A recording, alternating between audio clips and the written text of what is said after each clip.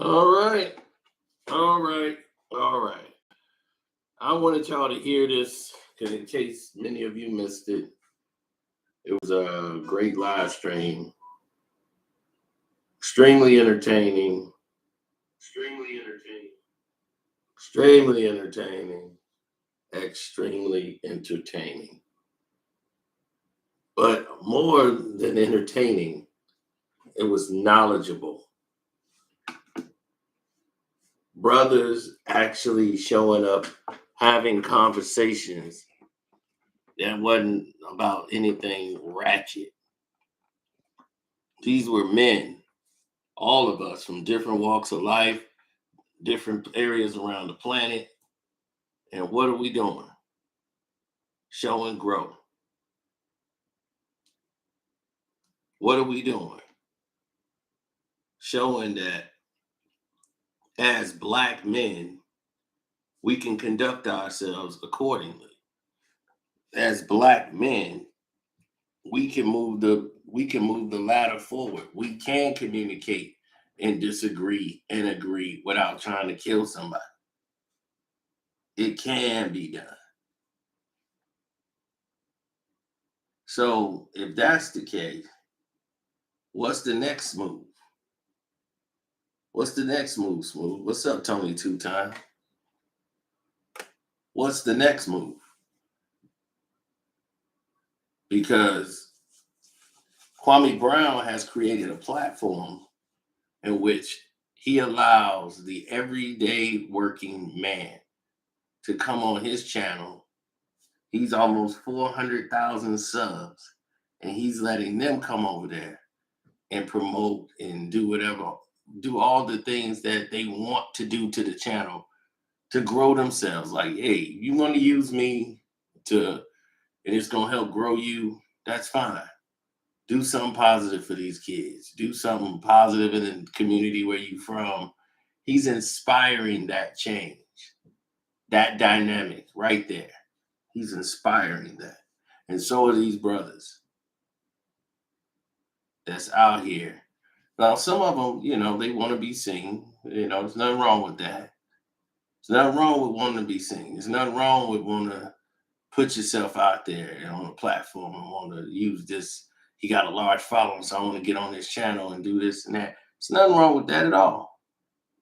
Let me tell you what the situation normally is, though. Now, here's where the problems lie. When that's all you care about, you just coming on here to selfishly enhance yourself and don't add any value to the actual chat. You're just here to take away from the chat. That's when it's being selfish. So most of these people owe Kwame a thank you. Even his detractors owe him a thank you, because they would be non-existent in the zeros in their lives that, they wouldn't even have the fans that they have now, the followers they do. So they should all be thanking him. Because if it wasn't for him, Agent Zero wouldn't be messing with y'all. He wouldn't know y'all existed.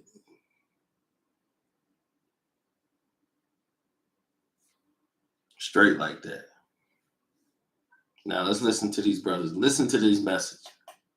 We got zero accountability for the killers, for the jackasses, for the agitators. And I think y'all don't understand how this go along, get along thing works. If I don't comply, there's not going to be no keep going viral. It doesn't work that way. If y'all listen to Gilbert Arenas, he's actually saying way too much. Gilbert Arenas has already told you, I'll never go viral again because I'm pissing off all the wrong people.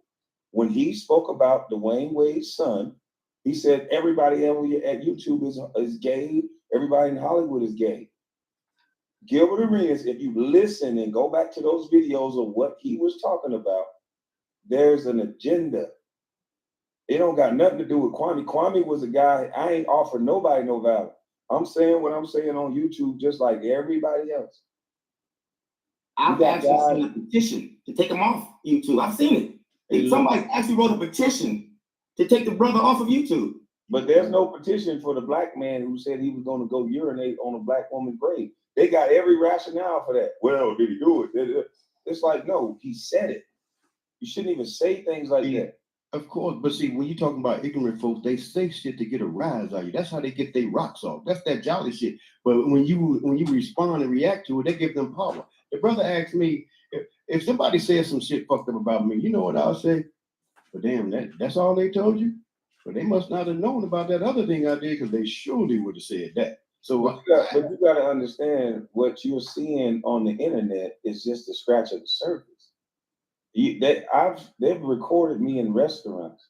They have a woman that's suing a guy off YouTube because they doxed this woman. They doxed her entire workforce. They doxed her family. This ain't just YouTube. Why would a total stranger start telling addresses and or street names that's close to my house? I don't know this dude. So somebody who know where you live at told him. But when you see me respond the way I respond, see, that's why when I respond the way I respond, my mother never whipped me when I got that look in my eye, when I got that switch. She never whipped me. She understands, she knew whatever I did was a reaction to what someone else did. And see, that's why you need people that know you and love you in real life. When you got people that know you and love you in real life, they're not fooled by what somebody's trying to make it look like. See, when you bothering people in real life, you can't expect them everything to look perfect. When you're doxing grown women that didn't do anything wrong, when you're doxing children, and instead of the grown men in our neighborhoods going after the men that's doing this, they're just telling the man, just be quiet and take it. Ain't black men have been quiet and taking it long enough? What do you say to the younger brothers who happen to tune into Kwame's channel, who don't have the experience or the life experience that you have to be able to interpret things the way that you are, when they come on here and they see the things that they see? I mean, give me an example of something they see. Somebody talking about pissing on somebody's grave. A NBA All-Star talking about putting a pistol to someone's throat. People coming over here starting arguments and starting all type of things about mothers being prostitutes and dead babies and things of that nature. Hold on, let me say this. People are getting too caught up in YouTube. People are saying these type of things to black men in real life. Why do you think the murder rate is so high? Go listen to Clubhouse. The first thing a black man tell another black man, suck my dick, fuck your mama. This ain't just no motherfucking YouTube. We gotta broaden our horizon and see. This is the way that we talk to each other in real life. This is why the murder capitals of the world keep changing everywhere there's blacks at. We talk to each other the worst. We don't have the same smoke for no other race. If a white man step on your shoe, you don't look to kill him. We got so much vitriol for each other.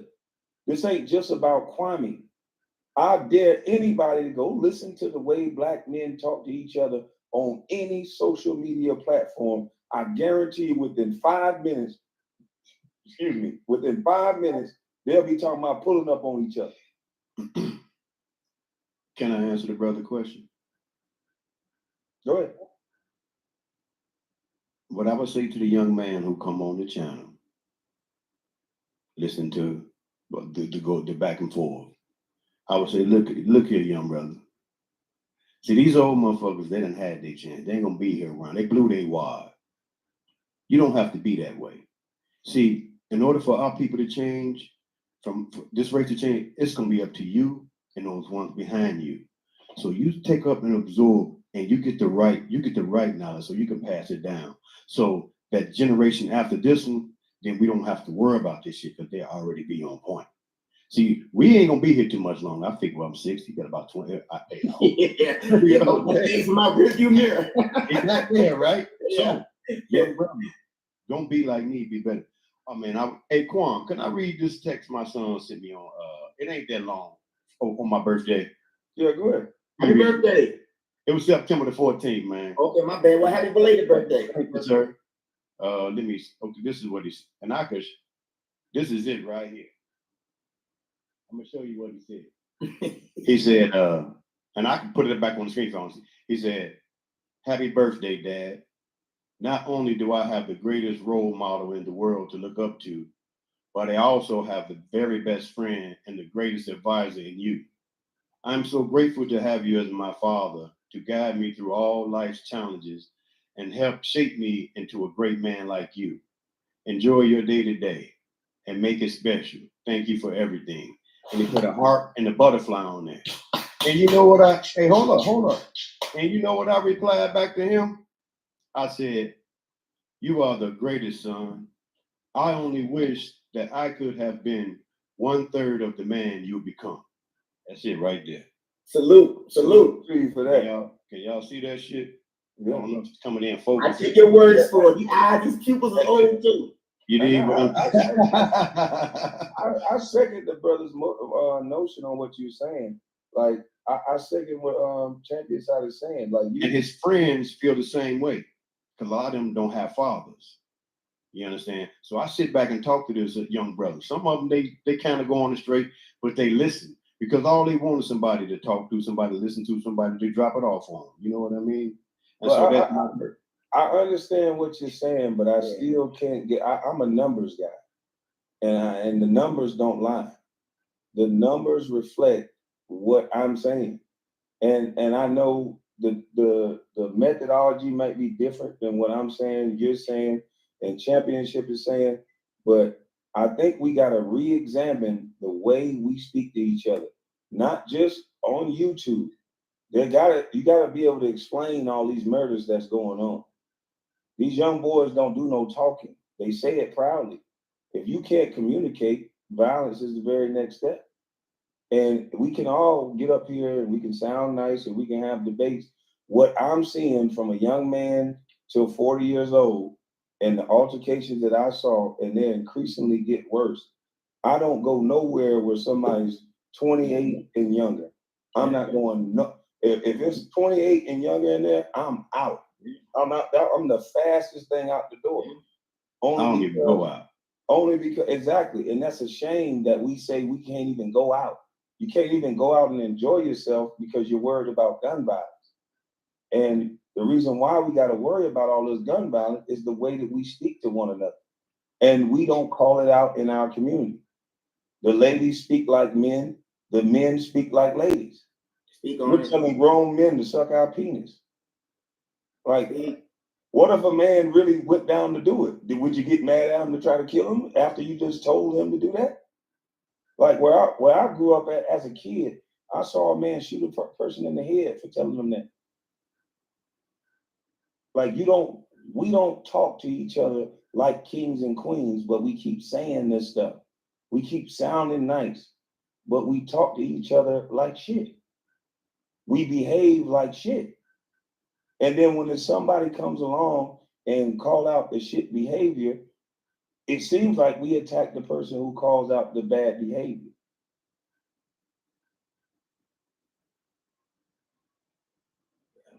Yeah, I agree. That's what it is. It is. It's all the above. But you know, how do we get it in? How do we grab them? How do we put it into a shaft and shaft the wheat? You know what I'm saying? Shaft from the wheat, man. We got to shake it up. It might come to a point. Unfortunately, well, I'm gonna tell you, I used to manage this group back in the days, right? And so we used to always have to catch a train from DC to New York, and it's always run late. So one day we missed the train, and the conductor, as they were closing the door, the conductor said, "People wait on trains. Trains don't wait on people." And that stuck with me the rest of my life. So I say that to say, there's some of us who ain't gonna make that trip. Now, the part of it is how much patience do I have left to keep begging you to get your ass on this bus? My patience, personally, I don't think I have as much patience left in me as you do, Brother Crux. I'm just being honest.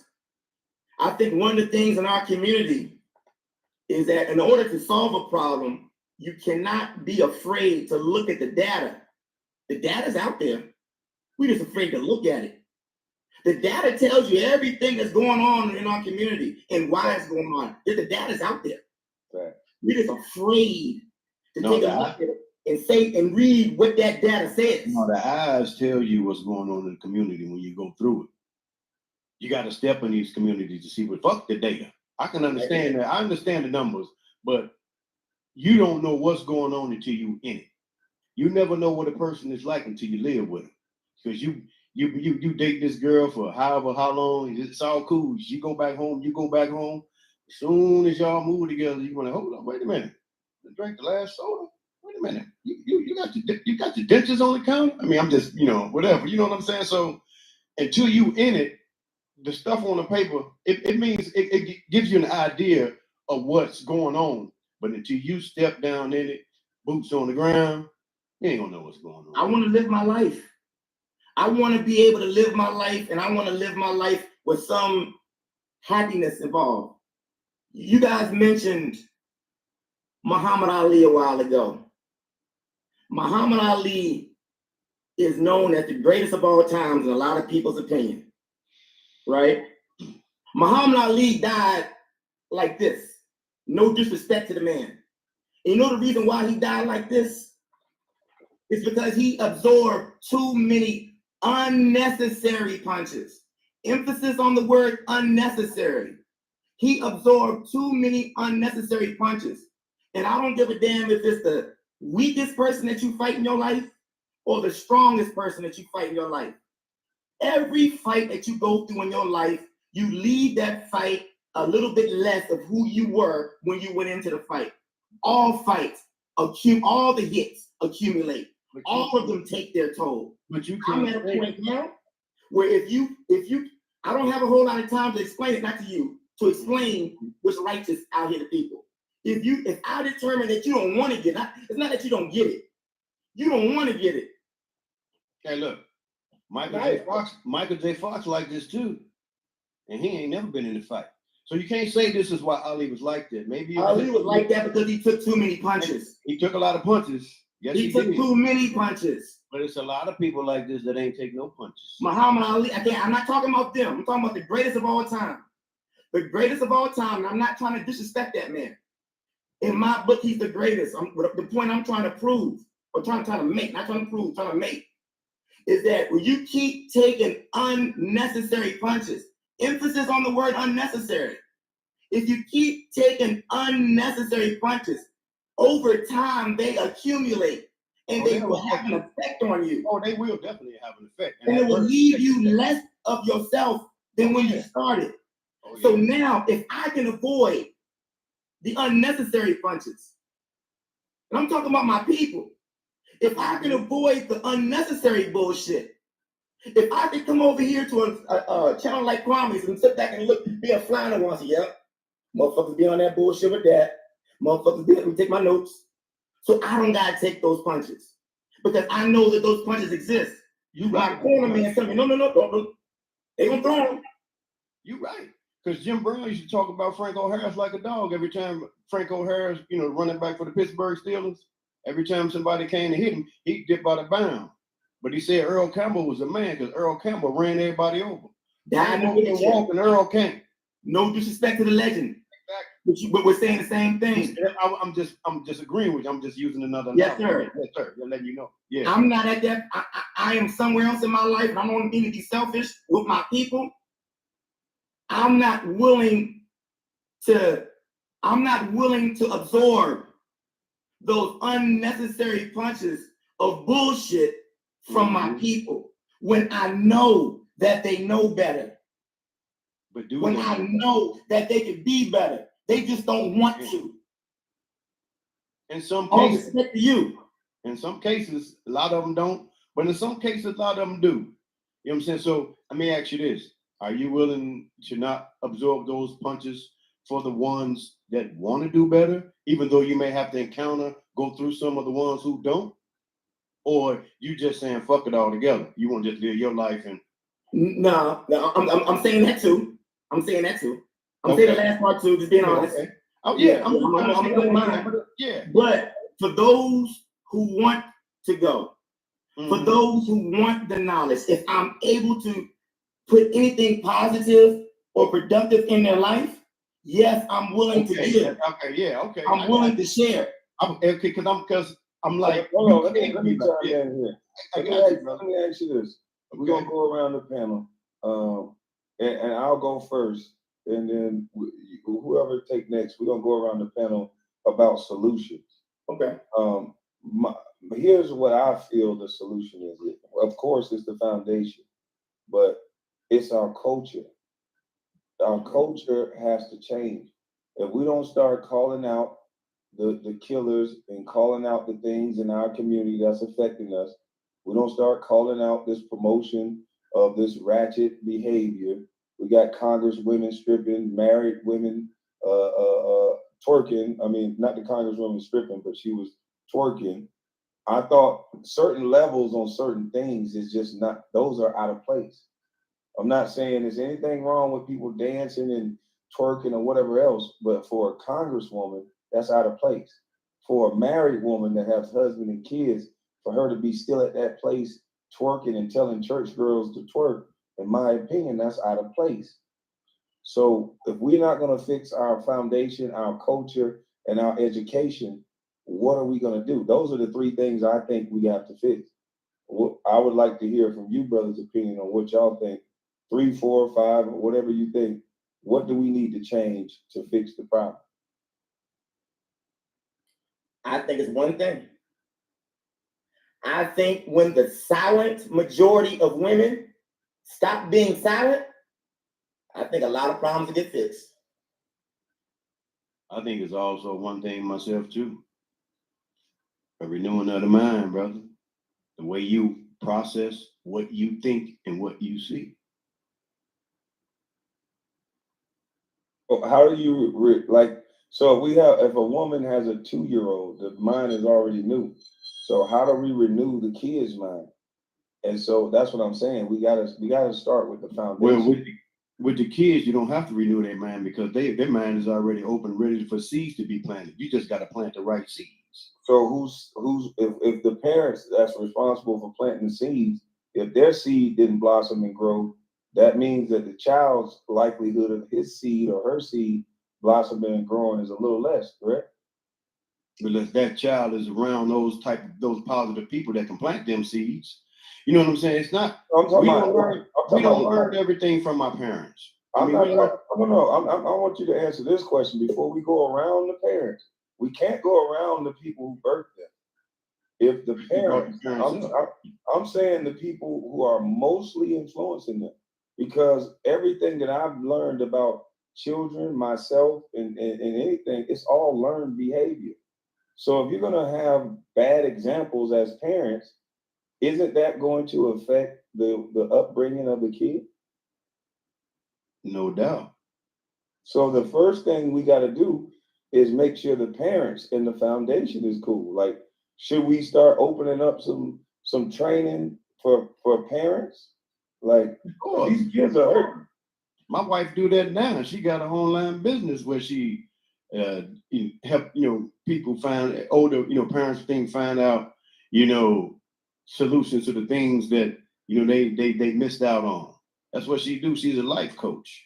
Mm-hmm. You understand what I'm saying? But the kids, not only that, see, we got to issue like when we send our kids to school, we got to make sure that those administrators in those schools are about them kids, not about them checks. It's about, because when I was coming through school, those teachers gave more than they care more about our education than we did. Now the teachers and the administrators through school, and I'm not putting it on the school, they just pushing them through. They don't care. And the people that the children are around, we got to make sure they're in a safe, loving, nurturing environment where they can get those seeds and have them watered daily. Mm-hmm. Let me ask you a question. Are you familiar with like the Real Housewives and the Love and Hip Hop franchises? I heard of it, but I don't let that poison get in my mind. Okay. Not that you watched it, but you've heard of them, right? I heard of it, yeah. How many years now have you heard about them? Well, I guess I mean, I guess I heard it when it first came out. So wherever they first came out. Is that about 10 years now? 10, a little bit more than 10 years? The Housewives of Atlanta, the Flavor Flav stuff, all of that stuff you're talking about. I remember that. About 10 years ago, you say, by a decade now? It probably was longer than that. Do you know that we had a black news channel that couldn't even last for 6 months? Now that I didn't know. That I didn't know. We had black news channel. We have supported the Love and Hip Hops to the point where they franchised to Miami and Atlanta and New York. We have supported the Real Housewives of Atlanta to the point where they franchise off and done spin-off shows and wherever. They tried to put a black news network on TV, and it didn't last for 6 months. No financing. Couldn't get the money, couldn't get the support. I can believe that. But that's when you see when I look at that, I don't want to keep making excuses for it. I like to say, oh, that's what it is. That's what it is. And I want to say something to my last comment I made, and I want to apologize if I offended any woman by saying that when the silent majority of women start speaking, what I meant when I said that. The black woman right now in the black community is, as the movie would say, it's the woman king. And I'm a man, I gotta call it what it is. The data says that the majority of our kids are being raised by single black mothers of our kids. That's what the data says. Now the data could be wrong. I don't know. I just want to go about the facts. I'm also noticing that there is a behavior pattern out here that a lot of women, they don't agree with. There's a lot of things that's going on in society that a lot of women are not with, they're not cool with. But for whatever reason, they're silenced by other women. They're harassed and they're disrespected by other women to the point now where they have become the silent majority.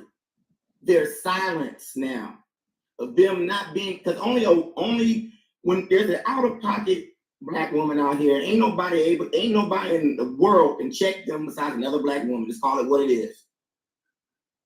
I believe that a lot of black women are noticing what's going on out here in society, not only amongst themselves and amongst their peers and amongst their sister code, but they also see what's going on amongst their children. But I also believe a lot of them, for whatever reasons, man, they choose to be silent. They don't want to talk on those things. And I believe right now, for what you can blame whatever the reason is, why the father's not in the house, why the men ain't involved, whatever those reasons are. The facts of it are is that the majority of these kids have been raised by them. They have the responsibility, but for whatever reason, the good ones, and I believe that most of them are good, they are being silenced by the vocal minority, the very vocal minority. And I think until we figure out a way to solve that, I give you an example. You got somebody like a Jamel Hill. Jamel Hill will go at anybody who she knows won't fight back. She'll come out here and she'll talk. She'll come out here and put her posts up, put her tweets up, do whatever she wants to do. Now, I don't necessarily agree with everything that Candace Owens says, but not one of them black women will go at Candace Owens. Not a one of them are gonna go at Candace Owens because they know that smoke is gonna get brought right back to them. Oh, she gonna hit them with that intellectual shit and break them down. She gonna have them going to a dictionary trying to figure out what the fuck she said about it. You understand? Not saying that I agree with her. I don't agree with it. A lot of the shit I don't agree with it, but she got some sense. A lot of women have sense. They're just being silenced by other women who don't have sense. They are the ones, for whatever reason. You're right. No, that's a fact. And so I agree with the whole change the mindset. The mind got to be changed. But I agree with you, championship rounds, that it got to come through the parents. You can't. That's the first people that's to these children is the mother and the father, or the mother. So this reprogramming has to come through the parents. And if the parents are not programmed, and I think a lot of our problems is that even including myself, let's say for instance myself, I had my first kid when I was a teenager. We're having kids when we're not ready, but I end up, making sure I was ready. And so if you make a mistake and you have a kid early, you got to both work together. But what we do is we go straight to the courthouse. Women are being trained by other women. Some women are being trained by other women to make sure they take the man to the courthouse instead of working with that man to be with that kid and to be a family. They're being told that they don't need him, just get his money. Yep. And you can't really, that's not a sturdy foundation. If a man gets you pregnant and he wants to be there, the first thing you do is run to a courtroom. Like, y'all should be able to make it. Y'all didn't run to the courtroom when you was having this baby. You was in the bedroom or the back seat or wherever y'all was at. So if we can't even start off not arguing, how can you have, these kids are being raised in situations that are raised with lack of love and a lot of hate, I'm telling you. And until we change that, it ain't much we gonna fix. But you're right about the parents, because you remember how, like, sometimes a young girl might have a child and she not ready. What the mama do? Take Mama take that grandbaby and raise that grandbaby herself. Right. You understand what I'm saying? So yeah, it do start at that level, but somebody have to be, like you said, when you have that child, you got to be ready for it. Because some women had them babies, and some men too had them babies, and like after the sex game is gone, the baby come here. It's a big fight. Now When's the last time we celebrate the nerds in our community? When's the last time we celebrated the young black boys and the young black girls who got 4.0s? When's the last time we celebrated them? Never. When's the last time we celebrated the kids who got perfect attendance in school? When's the last time we shouted them out? Never. They don't. But they gonna shoot out that motherfucker. They gonna shout out the motherfucker with his ass hanging out, pants hanging off his ass with all the gold and the gun in his pocket. They gonna hype him up. Okay, say that again. They're gonna give him all the sex in the world too. Yeah, they gonna give him all the respect. So say what we gonna do again? We gonna follow down the same cycle if we don't start telling the truth. If we don't, and the truth of the matter is, you got to get at the end of the day. You got to get rid of the virus. You got to move it. We got to remove the toxins. I think Kwame just summed it all up right there. Yeah. We gotta start telling the truth. Gotta start telling the truth. There's too many lies going on. It's too much. We done been through too much. You know how many times I heard that as a child? Like every family I know, women done heard. And sorry for any woman who done been R-worded or whatever like that. But I feel sorry for any one of these young ladies who done been molested by a family member or something like that, and their own family, older women in their family told them, we done been through too much. Do you know what type of how you gonna reprogram a young lady who had to be at cookouts with somebody who took advantage of her, and her own family that was supposed to protect her now is protecting the person who disrespected her in the worst way? And a lot of that has happened. And I'm sorry that I know that it's happened in my family, and some of the women that I've talked to, it's happened to them. And so you wonder why so many of these women are angry and upset. And you wonder why you can get so many of these women to follow so many movements, because deep down, things have happened to them. And if we ain't gonna start with the foundation so that things don't happen to these women and things don't happen to these boys, we ain't got a shot. Because right now they're attacking our kids so much and it ain't no protection there. You are a great man, you're a great father, your kids give you that respect because you had a family and you were there. Half of these kids don't have a mother or a father. The mother is overworked, she's tired, all she want to do is get some sleep. And them kids are running them up. And when you put them with grandma, grandma done did her time. She done raised her kids. She's too old. And so the younger generations are running over grandma. Majority of these households, the kids are either raising the kids or they're with somebody that's too old to raise them. These women, some of these women are dropping these babies off and they're still at the club 2-3 months after they just had a baby. You can't even give this baby what's best for his brain, which is your breast milk, which is that mama's cooking that I talk about. You can't even give this baby that breast milk because you drinking too goddamn much. You saying that it's your titties not producing milk, but they ain't producing milk because you at the club all the time. So we gotta keep it real. The things that I say, I know I'm gonna piss people off. I knew some people wasn't gonna like me. Cause I'm gonna say it like it is. I lived this shit. I've seen this shit. Yeah. So I'm not gonna sit here on one end to appease somebody to get them to like me. I'm gonna sugarfoot around. No, I grew up in this shit. I got a PhD in niggas. I grew up around people that keep asking me, how did you become the #1 pick? I said, it's simple. I made choices that you didn't make. And that's the only difference. I could have been in jail. I could have been dead. I could have been wherever, but I made different choices and I did not wallow in excuses. I tried. Okay, if it didn't work out the way I thought it was going to work out, I'm happy that I worked hard to try. Now, wherever I fail, whatever notch I fell to, I'm still happy with that. And I keep going and I keep going and I keep going. I'm like the Black Rocky. We got to get these young boys and these young girls to keep going, but we got to start being honest. They can hear their mothers sleeping with other dudes in the next room. They can see their daddies playing PlayStation all day drinking. They know what's going on. We just lying to them for the TV.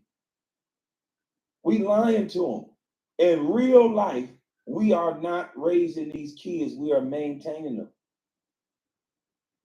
People can say what they want to say about me as a parent and this and that because a woman made a choice.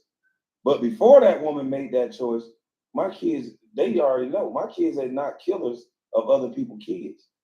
And that's the main thing that I've been saying, that us as men, we have to teach our kids not to kill other people's kids.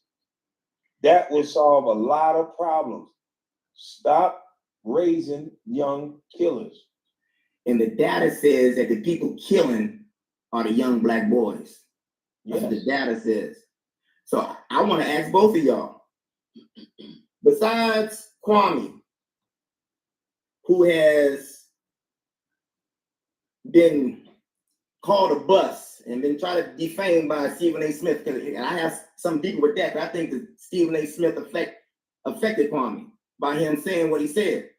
But besides that, can you name any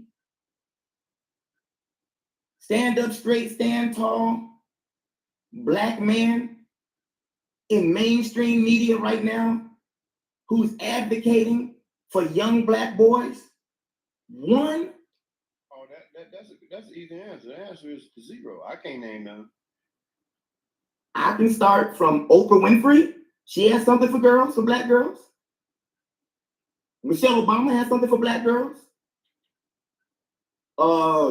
You just pick one out the sky. There's something for Black girls. They have no problem, no shame in telling you that they got something for Black girls to feel proud about, something to strive for. Can you name one Black man in mainstream media that looks into that camera and says, you know what, I'm here and I'm representing for all the young Black boys out there who need some inspiration and some hope? Never thought of it about like that, bro, but. Eric Michael Dyson, does he do it? Who? Eric Michael Dyson, does he do it? They better not do it.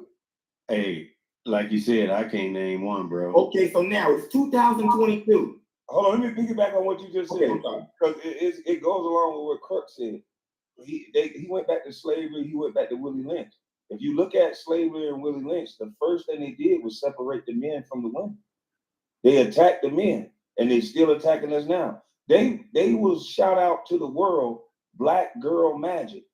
Why won't they say Black boy magic? Why, when I said that was like the worst thing in the world? That's because they don't want these brothers to grow up to be in charge. See, they beat them down from birth. But the mothers are helping them down. You got to think about this.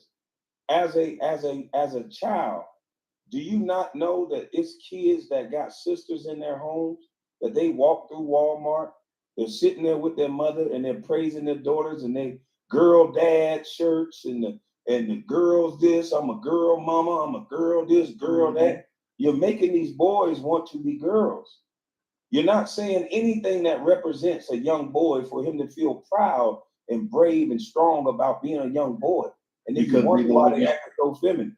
That's how you kill the black man. Because if you kill the young boys, he can't grow up to be no man. And at some point, there will be no more black men.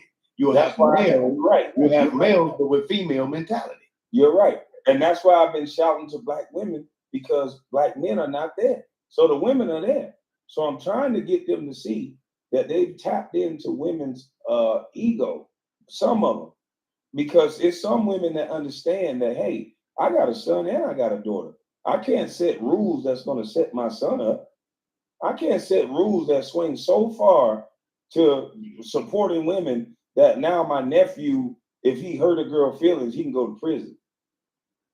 Like, no, we're going to a way left. We're going the wrong direction when it comes to the relationship between men and women. Hey, Kwame, let me ask you a question, Kwame. I got to go back to what you just said. Are you saying that these black men in mainstream America who have a megaphone and a camera are not talking about the improvement and the progress of young black boys? They can't. They get a check. I'm saying they can't.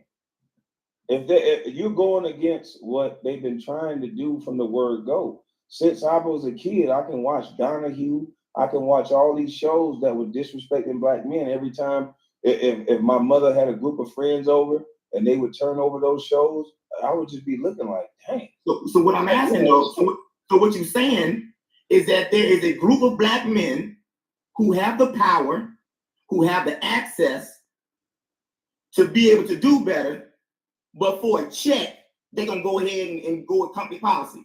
I'm saying they don't have the power, because if they say what the things that I'm saying, or if they say Black Boy Magic, you'll see how fast they don't have no power, because they'll be without a job. You have a bunch of people that's complying because of company policy. There's certain things that you cannot say. If you hadn't said you like Donald Trump 3 or 4 years ago at a job site, you would be fired. If you was white, you would be called racist. If you was black, you was a sellout, Uncle Tom nigga. So as much as we talk all this unity shit, a difference of opinion can get you called an Uncle Tom nigga. They'll treat you worse than a white man. So we got the power. It's strength in numbers. If all of these high profile brothers, like you said, champion, like you said, the ones with the money, a lot of these athletes, these actors, these ones with the money, if they got together and can't become unified, they have the power to do it. Why aren't they unified?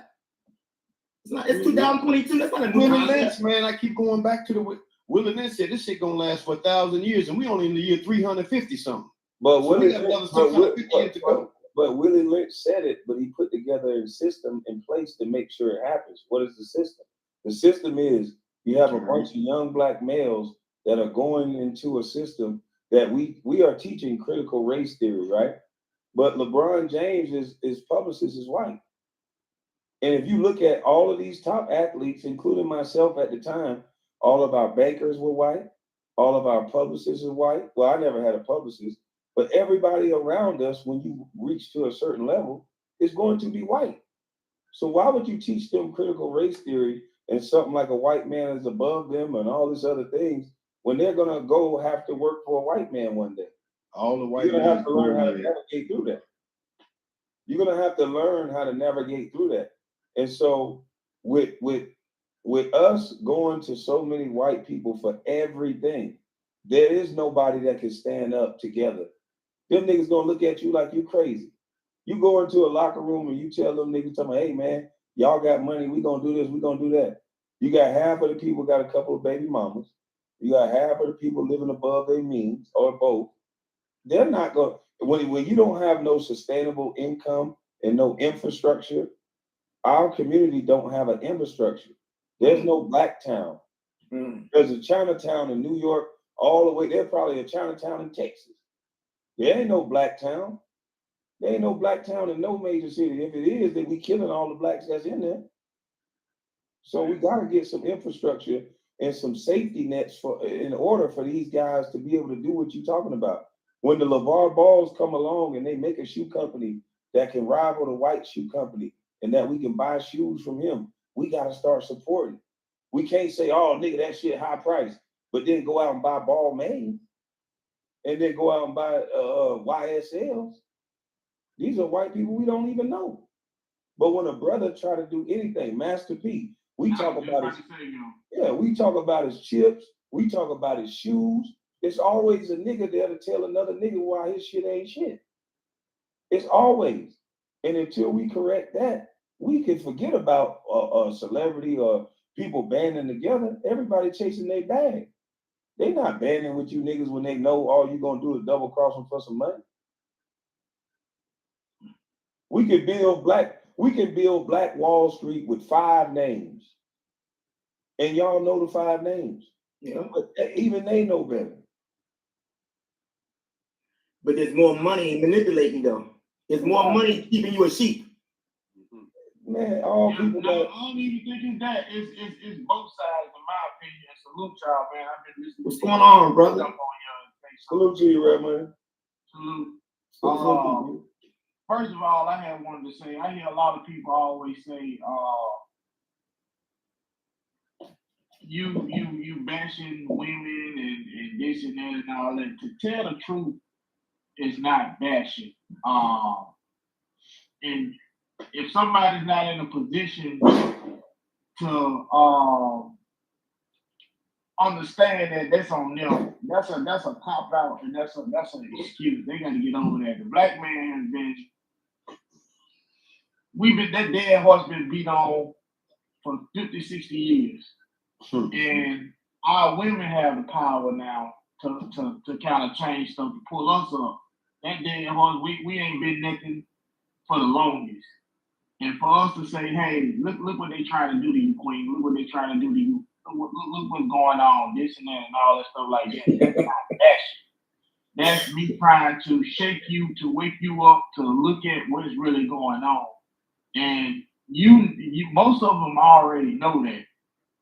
And what they want to do is come out with their cop out. They don't talk about if it's true or not. They don't go into conversation. I never hear nobody go into conversation about everything that's being said. We already know how we is as a whole as black men.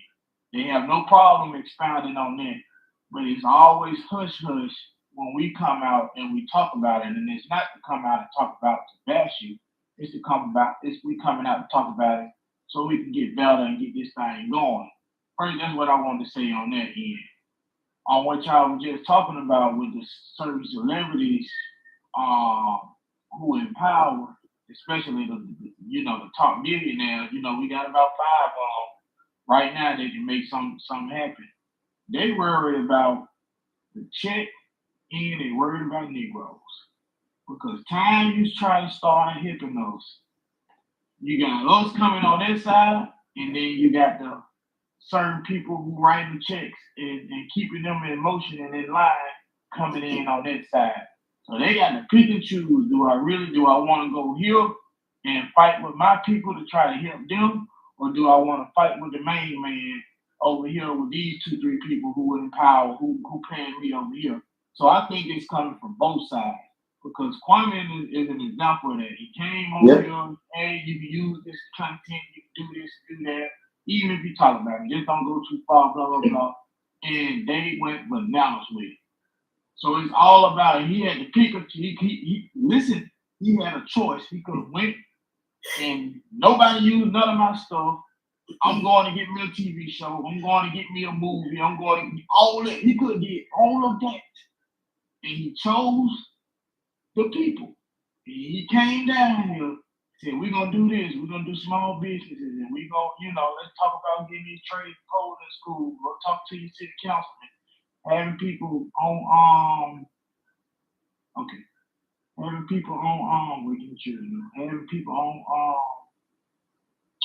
different people coming on the platform and expound on different stuff, sparking different conversations and all this stuff like that. And Rare Money, not to cut you off, the reason why I did that is because, like the brother say, you got to be on ground zero. I'm in one of the worst neighborhoods in Savannah. I have a restaurant in Savannah, right up the street from Savannah High School. And so I'm seeing these young black boys walking up the street sagging their pants with a gun hanging out their pants, 14, 15, 13 years old. And who's controlling these kids is not their daddy, not their mama, some so-called OG that's getting them to do things that's getting them to do things that they too old to do or too afraid to do because they're gonna get so much time. So what these young boys are being used for is young killers because they can go do time and get back out and still be young, and still be at a young age. So the mothers that's out here listening, and the reason why I said put trading and coding in schools is not because Kwame is the beacon or the messenger for trading and coding. It's because I saw your kids shooting other people's kids. Yeah. And I saw your kids dying in front of my restaurant. A kid got shot in the middle of the street. This kid was supposed to be in high school. But we're gonna argue about what type of code now. Let's argue about that. Let's take a couple of days to argue about what type of code we should use. Yeah, let's argue if I know coding or not. It's like we'll do anything to fight or hide from the truth. When I was on ground zero, I seen it with my own eyes. These kids don't have nothing to do. But talking about absolutely nothing. They don't have. I saw a 14-year-old kid. I gave a job to this kid. He was a 14-year-old kid that was a jack boy. Done been to juvenile 3 times. Got a cell charge and on his way to prison because he had just had a shootout and got caught in a stolen car. They gave that kid chance after chance after chance. Now I'm pretty sure this kid is either in prison right now or worse. And it's sad. We have this same story over and over again. And once you get a kid to 15, 16, and he ain't done been grabbed up with some love by then, some of them, I hate to say it, but most of them is too late until they go to jail and get that time. Most of them is too late until they get that correction. Because they've been neglected. You can't neglect something for 15 years and expect it not to have some mold and decay. Yes, sir. They neglect these kids 15, 16 years, and then some of these kids turn 18, and because of this lucky 18 number that we put through every black household, I don't know what white households are like, I know what black households are like. At 18, mama tell you get out. You know what I mean? Word up. And all this stuff, But look, you know. this is what I want to say to the young brothers out there looking for that employment opportunity, those employment opportunities. Young man, learn electricity and learn plumbing. When you get those 2 on lock, you can walk out of the door in the morning with no money in your pocket, and you can come back home with about $5 grand. Yeah. Electricity and plumbing, every household needed. Rare money is a plumber. That's on the panel. That's why I say learn trade. Now look at this person say Kwame does nothing for the community. And here I am, just told the story that I'm in the worst neighborhood in Savannah and gave a teenager a job, but I don't do nothing for the community. Hey, but check this out, Kwame. Let's go with that. That you don't do nothing for the community. Let's go with that one right there. All right. Raphael Warnock,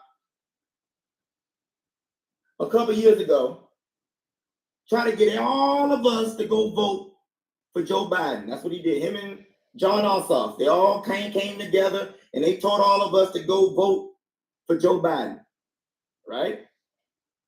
Now, when it's his time to he's up for re-election for his votes, he distanced himself from Joe Biden. So wait a minute now, you told me to go vote for him, but when it's you in your check, you distance yourself. Stacey Abrams, another person. Can y'all read that right there? Hold on.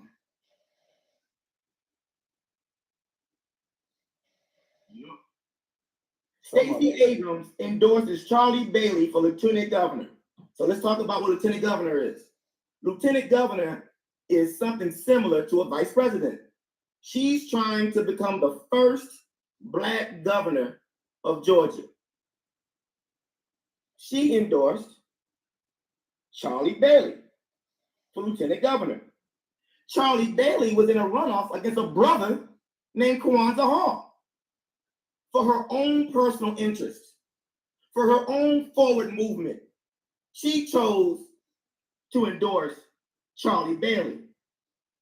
But now she comes back to the black community, to black men, and now she's telling black men, oh, well, you know, if you don't vote for me, I'm gonna shame you. No. Don't use my blackness now, because you didn't use your blackness for you. So what you coming to me for? I'm gonna do what you did. I'm gonna vote and do what's in my best interest, regardless if I'm black or if you black or not. Your blackness has nothing to do with it at this point, because blackness had nothing to do for you.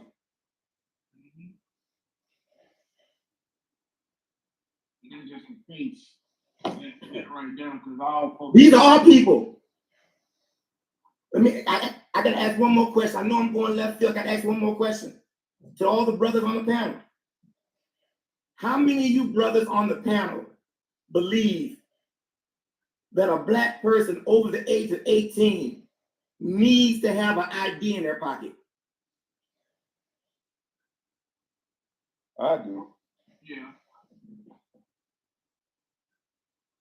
I mean, anytime you walk up the street, you don't have no goddamn ID. They can You need to have one. So we all in agreement that having an ID is important, right? Exactly.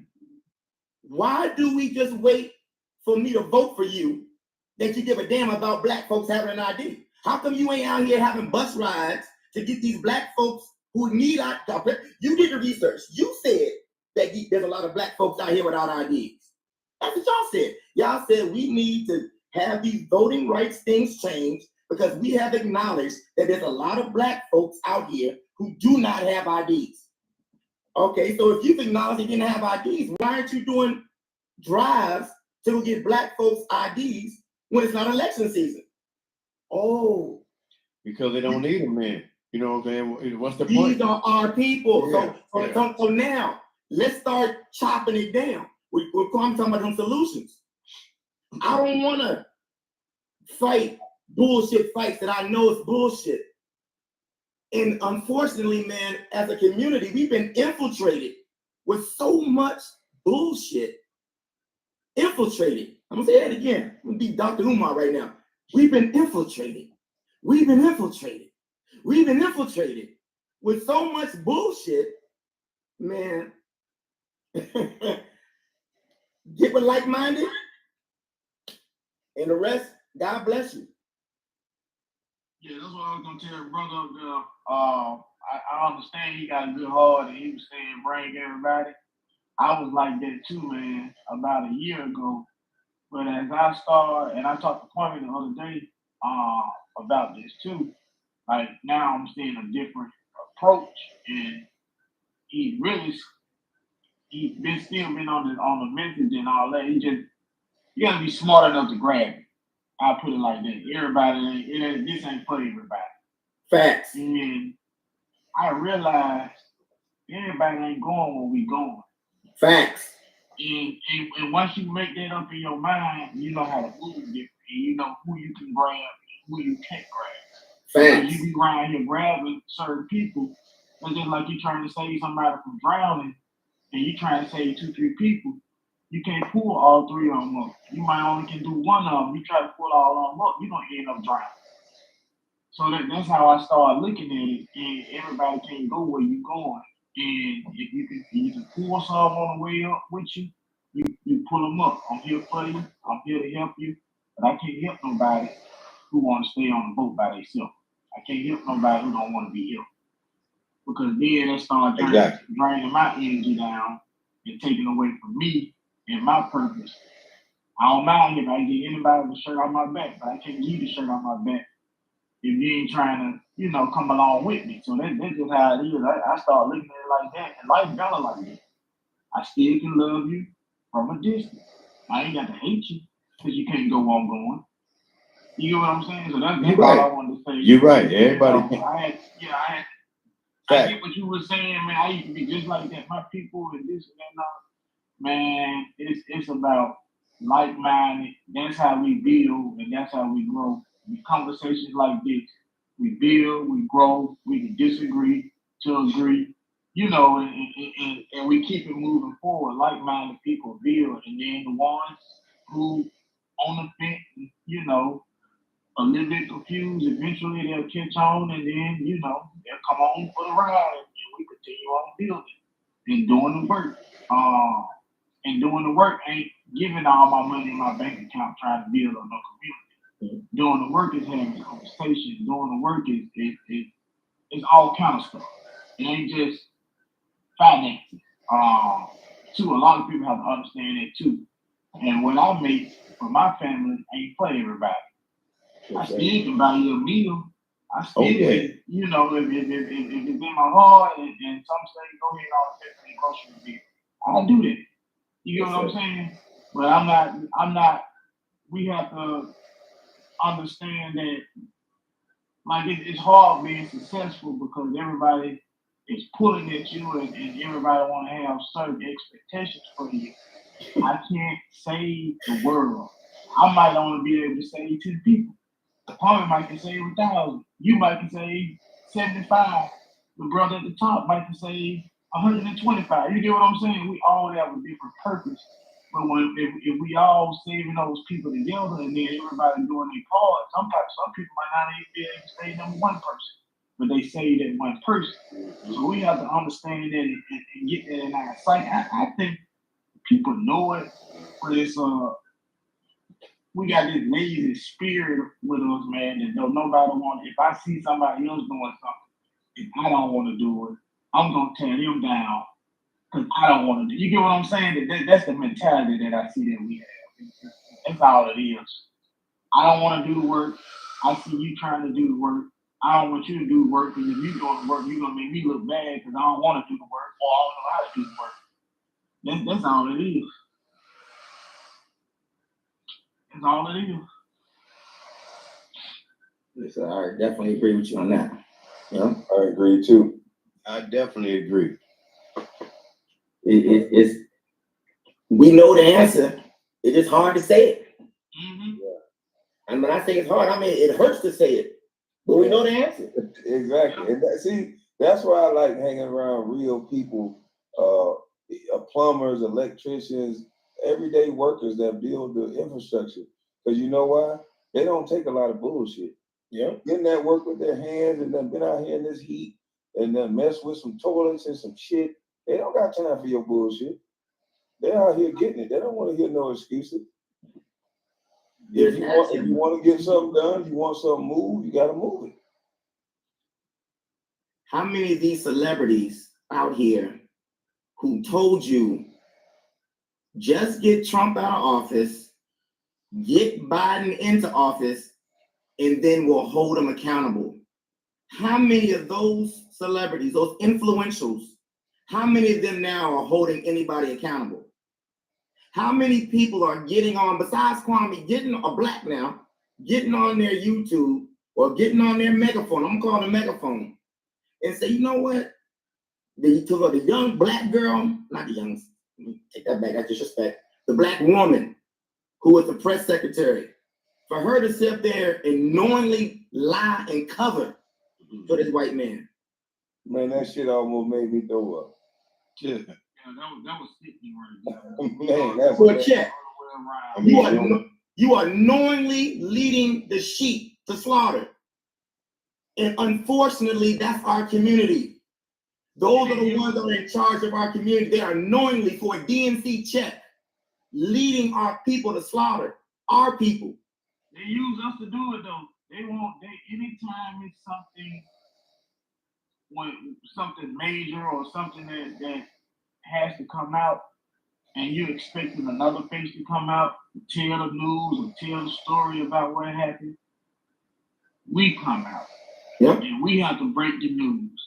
And then now we break the news, it softens us up, our response, because we don't want to go hard on them. Yeah, maybe she got the point, whatever. And then you got the other side, with the rowdy side, and they like, no. So it makes them angry at her, but not only at her, but all of us. See, it's a two-way game that they play. Yes, sir. That out. It's a two-way game that they play. But look how many smart people up here right now, though. And look how many smart people are in the chat.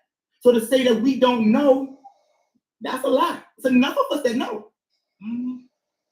It's enough smart black folks out here, the unfortunate part is that sometimes there is no sugar to put on top of the truth. The sugar's not available for the truth right now. Sometimes the truth don't come in a warm and fuzzy package.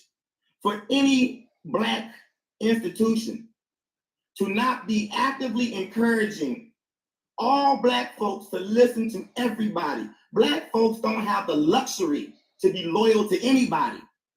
You know how offensive it is for somebody to tell a black person, well, you know, once somebody gets in, you know, y'all need to be patient. Patient?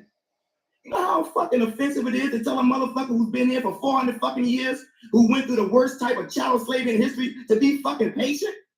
You know how motherfucking offensive that is? Patient. But you out here telling my people, leading my people knowingly to bullshit. Instead of saying, you know what? Let's all sit down today. Let's listen to the Republicans with open mind. I don't give a fuck how it comes. The truth is the truth. Let's go down and sit down and listen to the Democrats. Let's see what they got to say. Let's sit down and listen to the independents. Let's see what they got to say. That's not what we do. They say, let's go out on the black radio stations right now.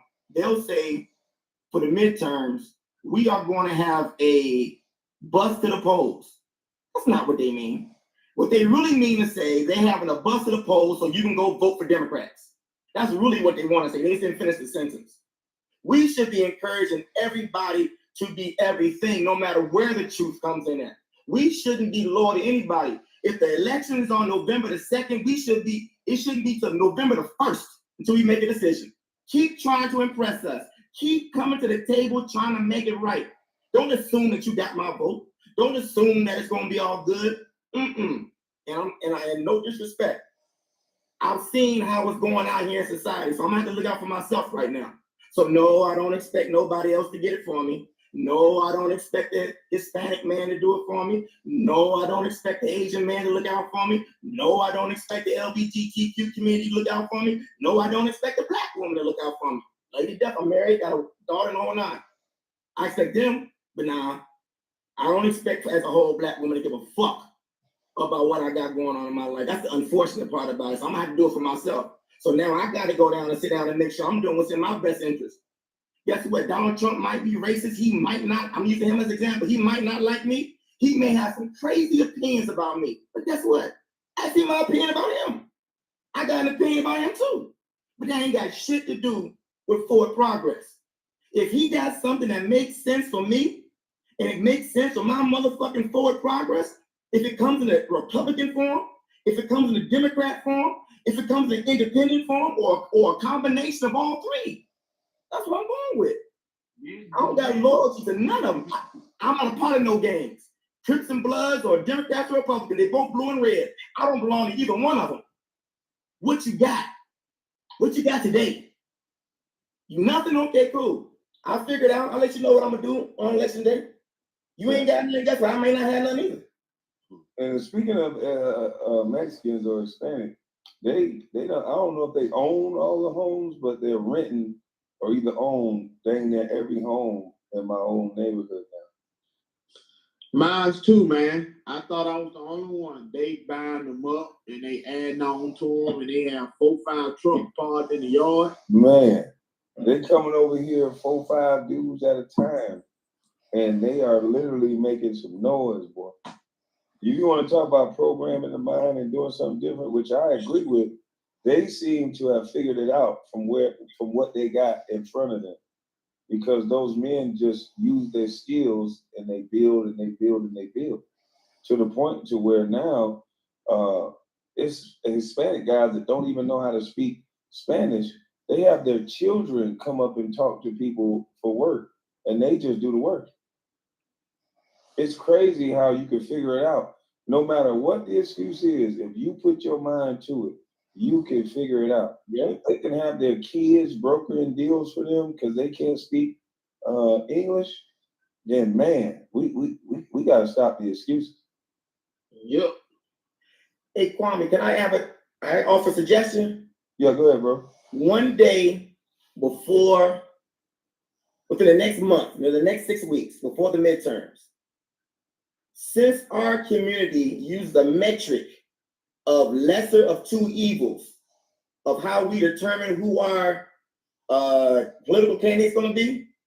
Can we do a panel on your show that has men and women on it, where we define what evil is, and then we take out some pen and pad and we really sit down and figure out who is the lesser of two evils, since that's the metric we're going to use to be able to pick our candidate. Exactly what is evil and who is the most evil, since we're going to choose the lesser of the two evils. Well, I can already say that. CNN let me tell them who the lesser of two, who the most evil one is. Let me say this. Okay, check this out. Now okay, we're talking about the lesser two evils now. Now say like if you need to take your child to a daycare center while you go to work, and one daycare center mistreat the child every day of the week, and another daycare center mistreat your child 3 days a week. So one of them is the lesser of the two evils. Which daycare center you gonna sit your child with? See, I don't want the lesser two evils. I don't want nothing evil. If it's evil, I ain't fucking with it. I agree with you. But so the two evils is not evil is evil. I agree with that. But I still think the people who determines, if we're going down the rabbit hole of what he's saying, the lesser of two evils, the people that I've had this argument on Facebook for about 2 years, and they just repeat terms that they hear on CNN. So when they hear lesser of two evils, they usually hear it on a news station. Because when you examine what these people actually say and do, you can see flat out who's the most evil one. Yep. We all have said, we've all said some spicy things. We all have said some things to hurt people's feelings. But we're talking about laws and things that directly affect the people that you love was affected by Joe Biden, and they still said he was the lesser of two evils. So it's like it has, and I'm not telling anyone how to vote, but it's just when they use that, I think you're absolutely right when you said they're just telling them to go down and vote for the Democrats, because that's what they mean by that. They've hijacked the whole ideal of Democrat means love black people, Republican means hate black people. And Democrat mean for the poor and Republican for the rich. But when you look at all of the donors for the Democrats, they multi-billionaires. Yeah. And when you look at all of the, when you really break down the numbers, you see who got the most money on which party side. Me and my wife, we talk about it all the time, how we was bamboozled at one point. When a certain person was in office, we was thriving. We were doing our best. We was coming up to a certain extent. And how come you ain't say now we barely making it as a whole. To the whole country. And nobody's talking about the Federal Reserve is slowly raising the interest rates, which is going to make the market go up, the housing market go up, make material go up. It makes it hard for me to run a business. Yeah. It makes it hard for you get what I'm saying? So nobody's talking about it. Man, my stocks took a beating today. My stocks was in a bloodbath today. But listen, we don't talk about really nothing that goes on. Really, just think about it. When you said something about the numbers tell you everything about what we need to fix, you're absolutely right. You can literally look at the cities that are ran by the people individually, whether you like Democrat, Republican, or whatever.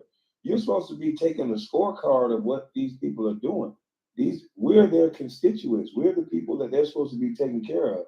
So if you voted this person in and your city is a shit city, and you can look up the different cities between Democrat, Republican, or whatever else, and you can see the safety. You can look at the numbers on everything. It's right there in front of you. It's just for whatever reason, we're too afraid to deal with things from just a logical numbers basis. We keep bringing feelings into it. I don't think it's that, Kwame. We don't look at it till it's almost time to vote. And by that time, they done been ran a 24/7 special on how bad that person is and how good this person gonna be. And we base our decision off 45 days before it's time to vote, because within those 4 years, we're too busy trying to club, trying to post pictures, trying to Instagram, trying to do everything else, worry about what's coming out, this and that, shoes, all that stuff. They have us with celebrity sleeping with celebrity. They have us caught up in so much stuff. They make us the degradation of singing, and that's all we caught up in. So by the time it's time to vote, we going off our feelings off the last 45 days. That's all I see. That's crazy. Damn. They get 2 years because they vote in the midterm. Damn. So every 2 and 4 years is when Black people are being talked to. And so they overlook all the killing in between that time. And then they go on this feel-good campaign of, we like you, we're going to give you something, we're going to hand you this. And then all of a sudden they reel you back in, and then in another 2 years you crying about what they lied about when you lied to. The numbers don't lie. Look at the last 50, 60 years, how we've been voting. That's how they get us every time. Well, after we get in, they get in that first year and a half, we complain, and then it kind of go away a little bit, and then we don't think about it no more because we worry about the housewives and whatever else going on in the world, and we too busy killing and fighting each other. And then it's the 60 days, 45 days, it's getting ready time to vote November 3rd, 4th, whatever day it is. And 9 day gills riled back up. The police shot the man, and he moved, and all this, and BLM, and marching, and this guy the bad guy, and oh man, and we got to get him out of there, but we don't know why. We got to get him out of there because they told us to. And boom, bang. Yeah, they give us the villain. Once they give us that villain, now we once we band together, they done proved it to us that we band together, we can kick some ass. We just got to stop listening to who they tell us to band against. If we band against somebody, we win. This is the most important election of our lifetime for the 20th time. I ain't voting. I ain't voting no goddamn more. This is the most important election of our lifetime. I ain't voting no goddamn more. Yep, I heard it all. But those Democrats and Republicans, they got you thinking they hate each other, but their whole job is to keep us fighting. Those motherfuckers sitting around at each other's house every night. Look at these motherfuckers. So I'm not voting for nobody no more, because whenever I vote, those promises don't affect me or mine. It's the same. Well, I say don't not vote. If you're not gonna vote on the main, vote on your local, because the local count. You can make a change with the local vote in your local city, your local county. Those votes count because you get those. That's where you can see you want to get change in where you stay at first in order to get change in everything.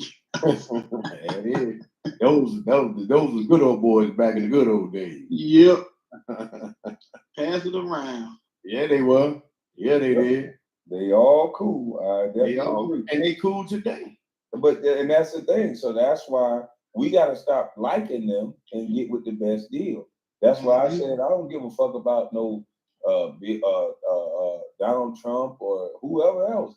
I care about the policies that make sense. The reason why the First Step Act made sense to me is because it should have made sense to everybody. School choice should have made sense to everybody. People talk about Donald Trump, but we have some of our biggest gangsters utilizing some of the things that he put in place to get out of jail. Those things are real. We have people in jail for marijuana. Wow. And we talking about letting Brittany Griner out, just like Angela Stanton said. There's people in there for non-violent marijuana charges right now. And we ain't trying to fight to get them out. We always want to go abroad. We make everything so political now. So who I'm going to vote for is the person that's going to talk directly to my community. If you're not going to say that we're going to put trading and coding in these schools to better educate, if we can't get something directly towards our community, the Asians get it, everybody get it, then I'm not voting for you. I don't want to hear no more, I'm the president for everybody. Because it seemed like every other group get a direct president. The LGBT, everybody get a direct cause except us. I'm going to say this and I'm going to get out of here. We better wake up. Because when I go into the Home Depot and I go into the Lowe's, these Migos grabbing pipe now. These Migos are doing electrical work now. They already been doing floors and roofing and sheetrock and paint. They're actually getting into the trades. So we better wake up because they ain't gonna need us after a while.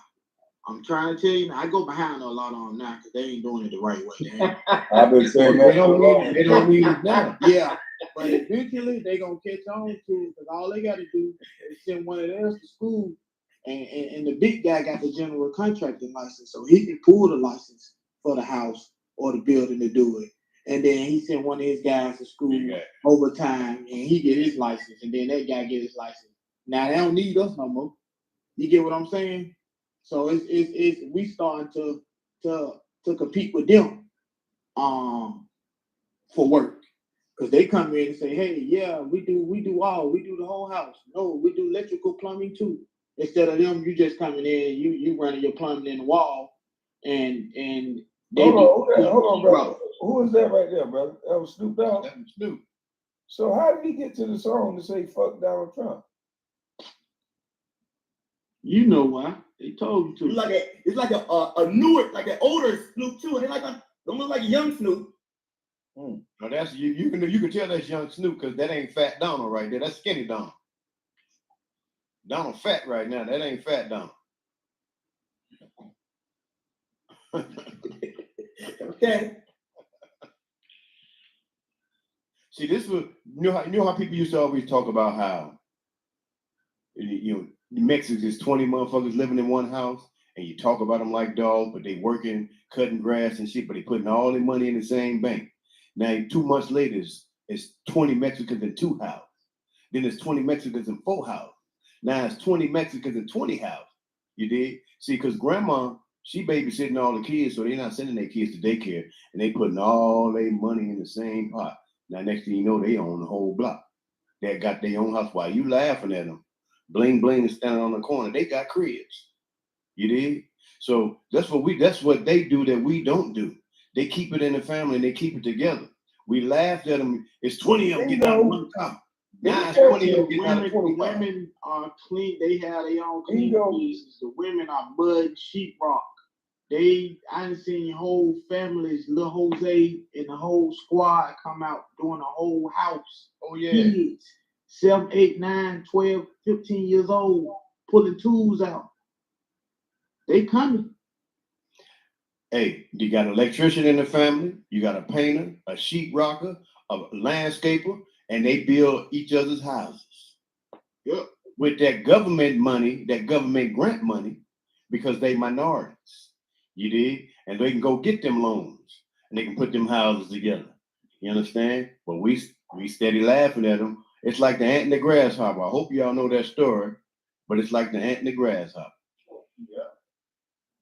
And our community look at that as lame. Our community look at the jobs that y'all talking about as lame. That's real handwork, though.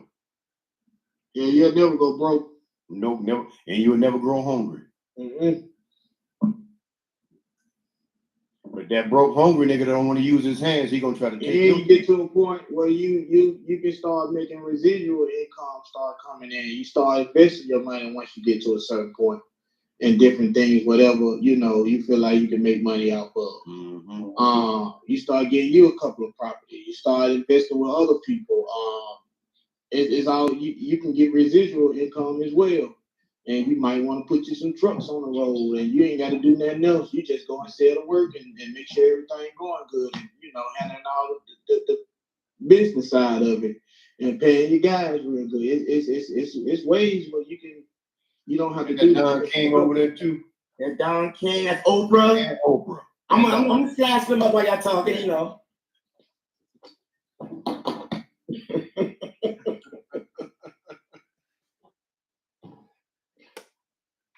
So everybody. These are the same people now telling me to don't do what they did. These are the same people now telling me not to do what they did to get a check. While they getting a check.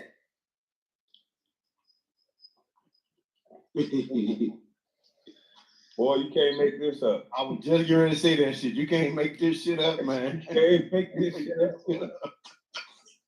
The unfortunate part about that, what you're saying right now, though, is we laughing at it, but it's a shame that they're getting away with it. It's a shame that it's our people that is profiting off of it. It's our people leading us down this way. It's the black gatekeepers out here. The go along, get along gang, as Kwame said. These people are dangerous. These people are leading our people straight to slaughter. And they know it. For a check. That's the sad part. Mm-hmm. But salute, fellas. Man, we always jump back in about it too, but I Yeah, want me too. Want to get out of here myself. And we always support it. We are the biggest supporters of the go along, get along game because we help people run to them. Just think about it. If you keep fucking with me long enough, what would keep me from sitting here doing this instead of going with the go along, get along game? They isolate you. They make everybody not like you. They make everybody judge you. And then guess what? Gil already told you that he assigned me. With all the negative things he said, he told you one ugly truth. Oh yeah, we'll still sign. And then he'll tell you to like me again. So it's a weird dynamic when you got so many people that some of most of their information come from people that don't even respect them. It's almost like the Chinese guy or the Chinese nail salon that do the nails, but as soon as you object, they beat the hell out of you and kick you out the nail salon. Don't act like they don't never even wanted your money. We kind of have that love-hate relationship with the people that they don't even really fuck with us like that. But we got so much loyalty to people. You should hear some of the most educated people. They got 3-4 degrees. You should see the way they windmill for Joe Biden. The educated ones. You ask them one question. Literally, for me, I literally just ask questions just to get information, just so I can hear both sides. They don't even respect it coming from a black man just to ask a question. I'm just asking a question so that I can better understand. But now with some of these educated people, if you ask that question, you are Uncle Tom, you this, you that. I'm like, damn, where's the knowledge of it all? Where's the passing anything on to the younger generation? What's up, Brother Clark? Hey, what's going on, Kwame? How you feeling, baby?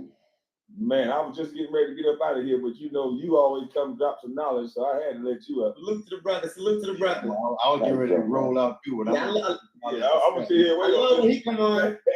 He don't come up with a serious conversation. He'll come for the bullshit. I love when he come on. So let me mute my mic. Me too. Okay, first of all, this is a beautiful conversation between some very intelligent brothers. So we're gonna start with that right there. Okay. And it's a conversation that's not had too often. Okay. So once you tap into some people who's on the same frequency, it lets you feel comfortable about the conversations that you're having with the people who still are understanding what's happening. Okay. So, and it's a small list. Okay. It's a very small list. I'm listening to all of the brothers right here that's on the screen, and the points that you're making is 100% on point. There's nothing that's not being addressed in the conversation that you're having. I'm not going to say the only problem is, the major problem is who's listening. That's the problem. Who's listening? I could sit in the room with you brothers and we could talk about these kind of conversations all day. And I guarantee you we could be multitasked while we're having these conversations. Okay, we can go into different areas of conversations, and to disagree, that's just part of any conversation, because each individual person is going to be passionate about what they feel about every situation, right? So whatever the degree is. But basically what I'm saying is this, right? If we name one culture, now hear me clearly now, name the one culture we never hear getting into a debate on who we're voting for. Right? There's one particular culture who never gets into a debate on who we're voting for, whether it's Democrat, Republican, Independents, or anybody. Because what happens is that they're the leader of their own destiny and don't even want to participate in that madness. Because what happens is it doesn't matter to them. It doesn't matter to them. They're moving forward. There's nothing stopping them. And they're not waiting to see what kind of giblets that you're going to be receiving from anybody because they're on task.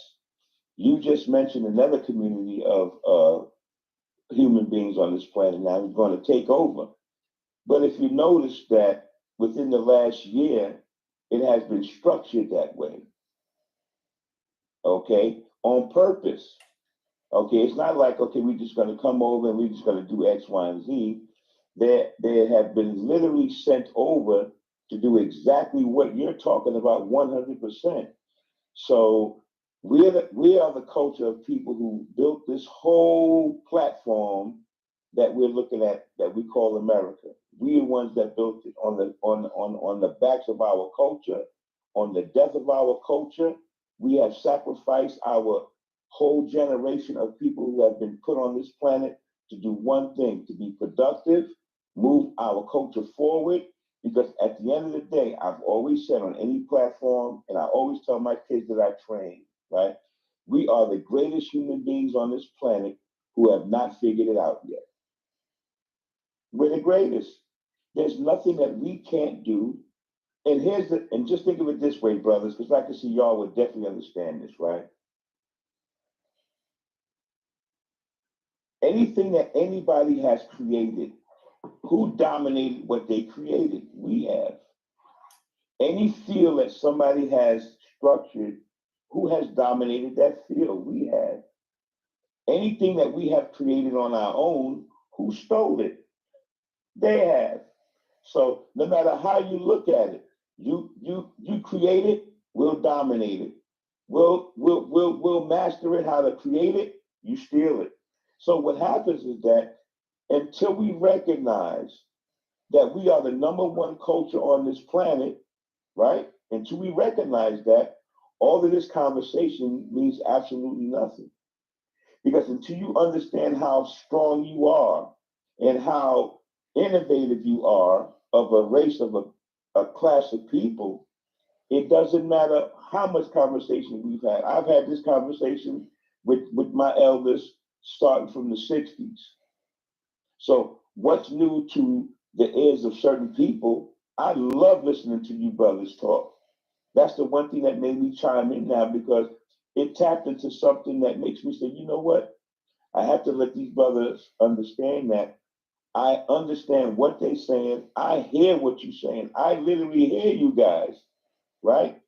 The problem now we're going to have is who else hears you to the degree of what are we going to do? Because I've been listening to this Kumbaya story since I was a little kid. And it's only gotten worse. We're only in a dire situation. Okay, we're so far back now that how do you get people to think like you brothers who can articulate exactly what you're talking about and then take the wheel and run with it? That's the problem. Now, if we all four got together and came up with a plan, then that's something positive. But then now you only have four. You have a universe to deal with. And then the powers that be of, like you said, the people who are of our own culture, they're the ones that turn their back on us because it's all about what we can get for us and hell with everybody else. So it's a selfish culture. We know this for a fact. I hate to say it, it's a selfish culture. Okay, we only want to move forward for individual people. We're so busy focused on who the superstars are, like Kwame always says. Who's the famous ones? You follow their lead, and the only place they're leading you is into the goddamn dungeon. That's where they're leading you. And rock to sleep. You know what I'm saying? So until you stop being manipulated, until you stop trying to act like a baller, until you stop trying to act like you're something that you're not and just be who you are by nature, okay? And that's the whole key. Be who you are by nature. Follow whatever you have to follow to move you forward in how you portray you to be as far as whatever you want to get into. And like Kwame said, coding, The trades is the number one thing I can tell you right now. I know plumbing, I know electrical. I could take the engine out of a car and a transmission, rebuild it in a couple of days, and all of this stuff I learned started from the 60s to the 70s. Okay, and why I say all of this is that was the eras that when you had shop class, you had automotive, you had electrical, you had plumbing, and that's why they took it out of schools, brother. Y'all know this for a fact, because the dominant race that would have took over that field when it was in school, and they see where it was heading. Whoa, wait a minute, this shop class can turn into a problem. Cancel that. Oh, whoa, wait a minute, this music class can turn into a problem. Cancel that. Well, we mean we're teaching them at the expense of the Board of Education? Oh, no, we can't do that. Cancel that. So now what happens is that now what could have put us over the top?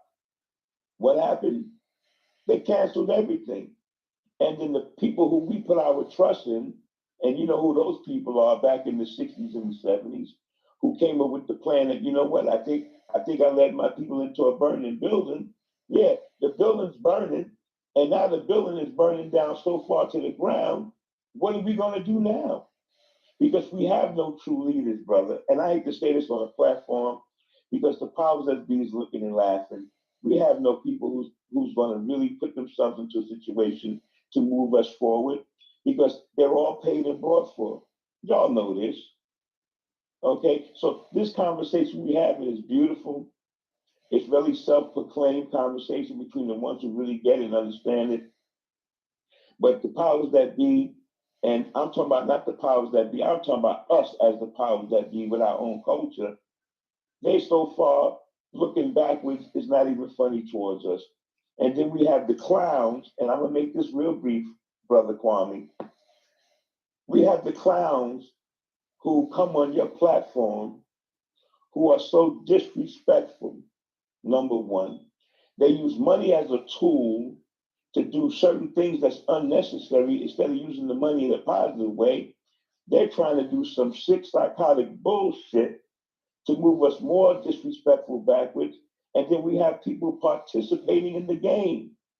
I came on one time and I told you this shit ain't funny to me. I'm not laughing and I ain't joking. I understand it's a good time to have a good laugh. I know when to laugh. I know when to joke. I know when to be a clown. I know how to tell jokes too.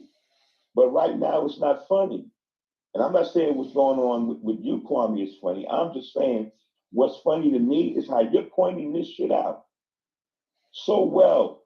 It's like it's so structured that what you have said is so structured, brother, that if anybody can't see what you're talking about, they are lost. They won't be found. And you have to put them to the side and keep it moving. Because right now, when you started with the Stephen A. Smith and everybody else, it has been proven 1000% on point, undeniable proof, and still it's not enough.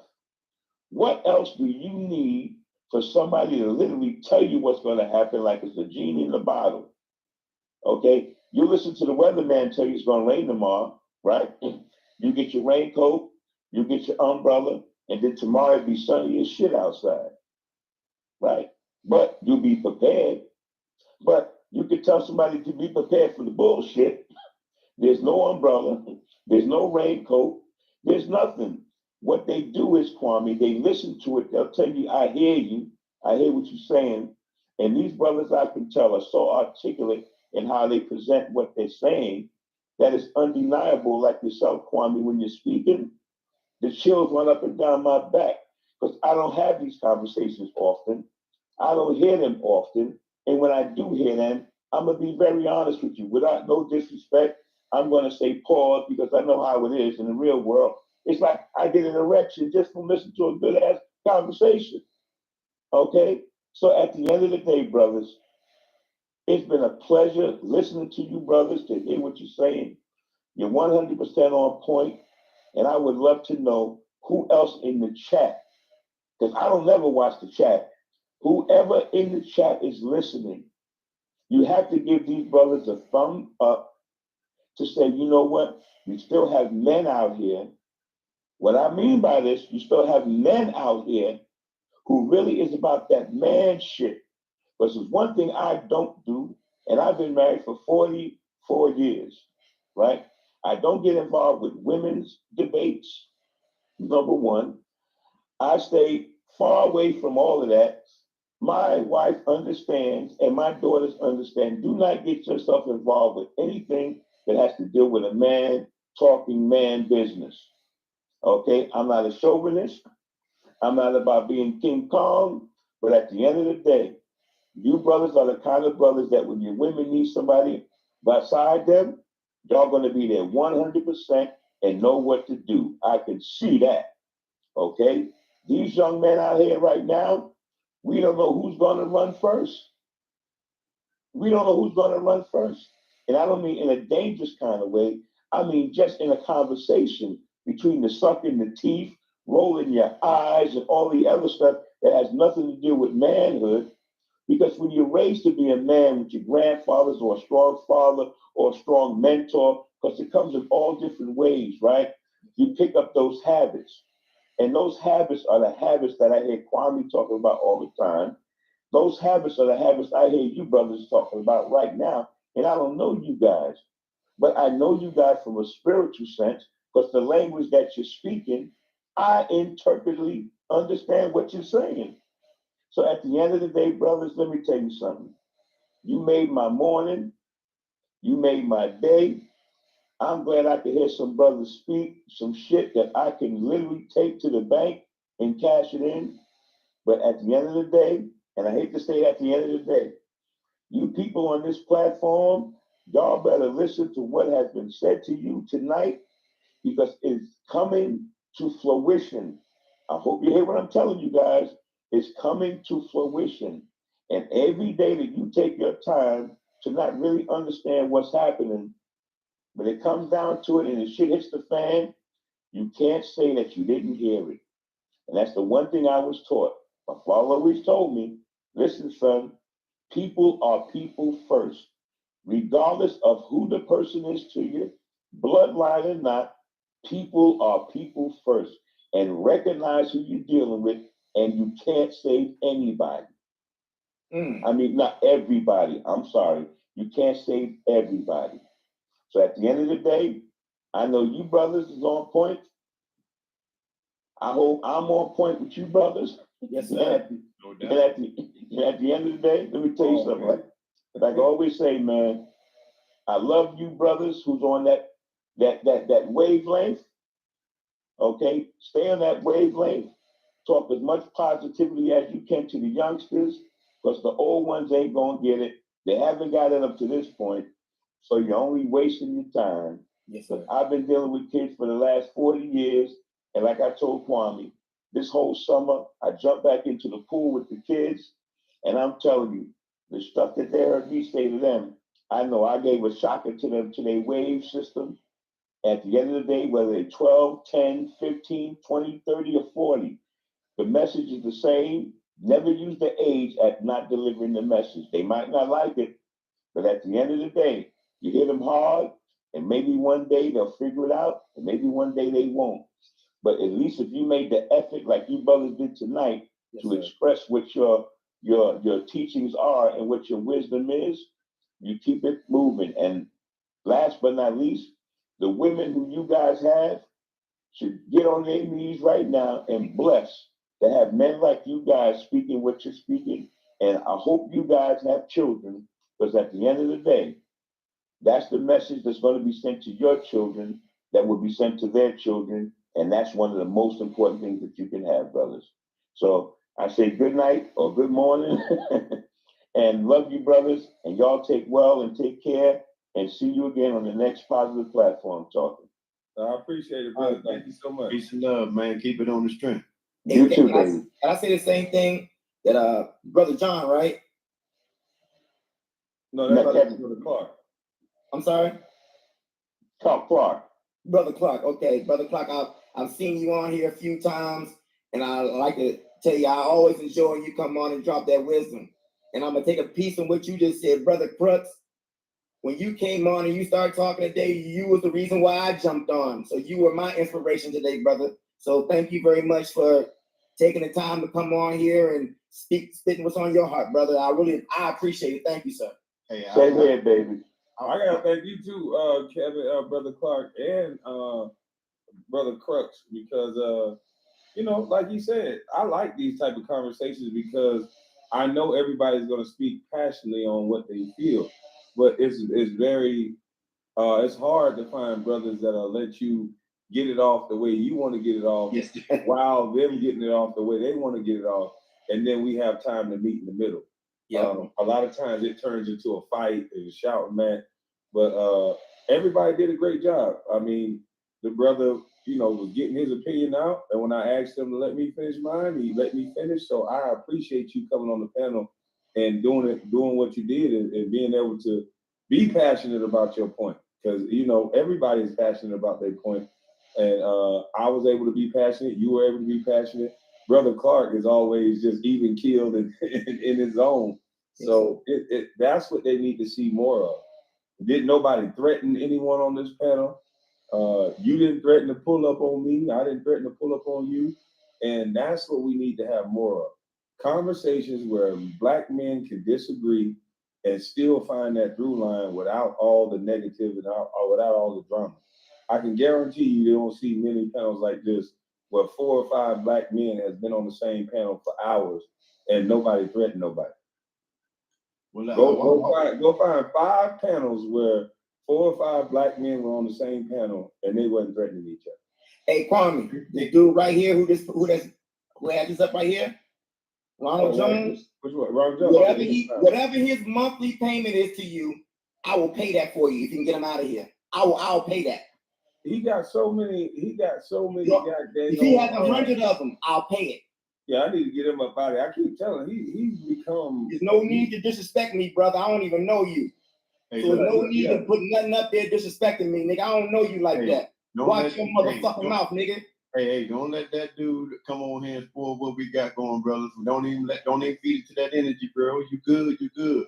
I want to say Kwame. I agree with him on that one, championship round. We can't let him ruin it, but I also understand what you're saying. Like, why it always gotta be us? Like, well, can I say this real quick? Ronald gotta understand when time to troll and when time to not.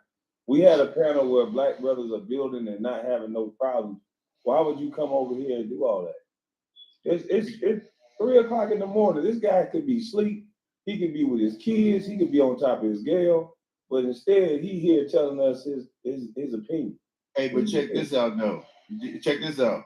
It would be cool if we was all sitting down at dinner and having this conversation. You know, we could turn it like that. So hell, what he talking about? I want to thank Kwame for pulling me up, because I've been trying to get on for about a year now, and I finally got at it, and he let me on up. But I was getting ready to leave, and when Kwame said Clark dropped some Jews, I said, you know, you go ahead and stick around and listen. And brother, what you said resonated with me. You was 100% on point. And I learned something from all 3 of you brothers today. Even the Home Depot brother who just got off, he was definitely that's real money. He was definitely spending back. And what I want to say is this, like Mr. Clark said, the message, we hear the message, but the message got to get out to those who's hungry for this message. You know what I'm saying? So I don't know how that's going to transpire, but at the end of the day, in the beginning of the morning, I thank God for this moment in time for me, because this is something that I'm gonna cherish. And when my kids come home from school tomorrow, I'm gonna pop this on, and I'm gonna let them watch it. That's what's up, man. Let them watch it. You did. That's what's up. Yeah, that's what it's about. And you know what, brother? Let me tell you something. I've made a statement to Ronald Jones before. I asked him one time, does he have kids? He said yes, right? All of this is gonna be funny, Ronald. It's all funny now, right? But Ronald, I can guarantee you 1,000%, it's not going to be funny in the next couple of years. And I hope and pray, brother, regardless of how much money a person makes, that ain't going to make the difference, okay? If you don't give your kids the knowledge and understanding of how to navigate through this world, right? If you don't give them the knowledge and education to navigate through this world. There's absolutely nothing that you're doing right now that's going to help them in life. Now, you can take that message for what it is, but I guarantee you, being funny and being a troll and talking nonsense day in and day out, that's the one thing that's going to come back to haunt you for your children. I will guarantee you that. Only for your kids. You can play all the games you want. It's like the guys that go out there, do all of the mischief, okay? And then what happens? Their kids pay for it later. So the trolling that you're doing, I guarantee you, brother, I don't wish anything on no harm on your family. I'm just saying, everything is funny until it's not funny anymore. Right. And I know a lot of people who thought shit was funny until it wasn't funny anymore. And I went into a lot. Okay. What I'm struggling to understand is that a dude like that will come over here and advertise his business, trying to get a person to come over to his business, but in the meantime, you shitting on me. You calling me names because I agree with Kwame, because I follow Kwame. You'll come over here and disrespect me and call me a name like a Kwame night. I'm gonna take that, Kwame. I'm gonna take that. If supporting Kwame and supporting his message and being down with him and supporting him means I'm a Kwamanite, then guilty is charged. But I know you're not saying that as a term of endearment. You're saying that as a way to try to disrespect people. And I'm one of them people who you trying to disrespect. Duly taken, duly noted, as they say, duly noted. I don't know you. There's no need for you to take the time to come up here and attempt to disrespect me. But it is what it is, bro. I get it. I understand. Duly noted. Well, brother, let me tell you something. Stay on your frequency, right? Because this is what people do, right? They'll interject something to throw you off task and throw you off point. They'll do that, right? Because what happens is that you're passionate about how you feel about whatever you're doing. And it's always going to be somebody else that don't give a shit about what you're doing, even if it's positive. So their whole thing is negative. No matter what happens, it's just negative, right? So what happens is that what he did, brother, was exactly what's supposed to happen. And I don't mean to you. It's supposed to happen so people can see that once you let somebody interject their poison into any situation, it'll go left. Kwame done been through that this whole year. They interjected their poison into a situation where we were vibing on a nice platform with each other, and here came the poison. That's all it is. I respect how you feel, sir. I respect how you feel. But if I need to go left, I'm gonna go left. I understand that, but we need to do if that's what we need to do. Right. There's a such thing as called unnecessary disrespect. That's unnecessarily disrespectful.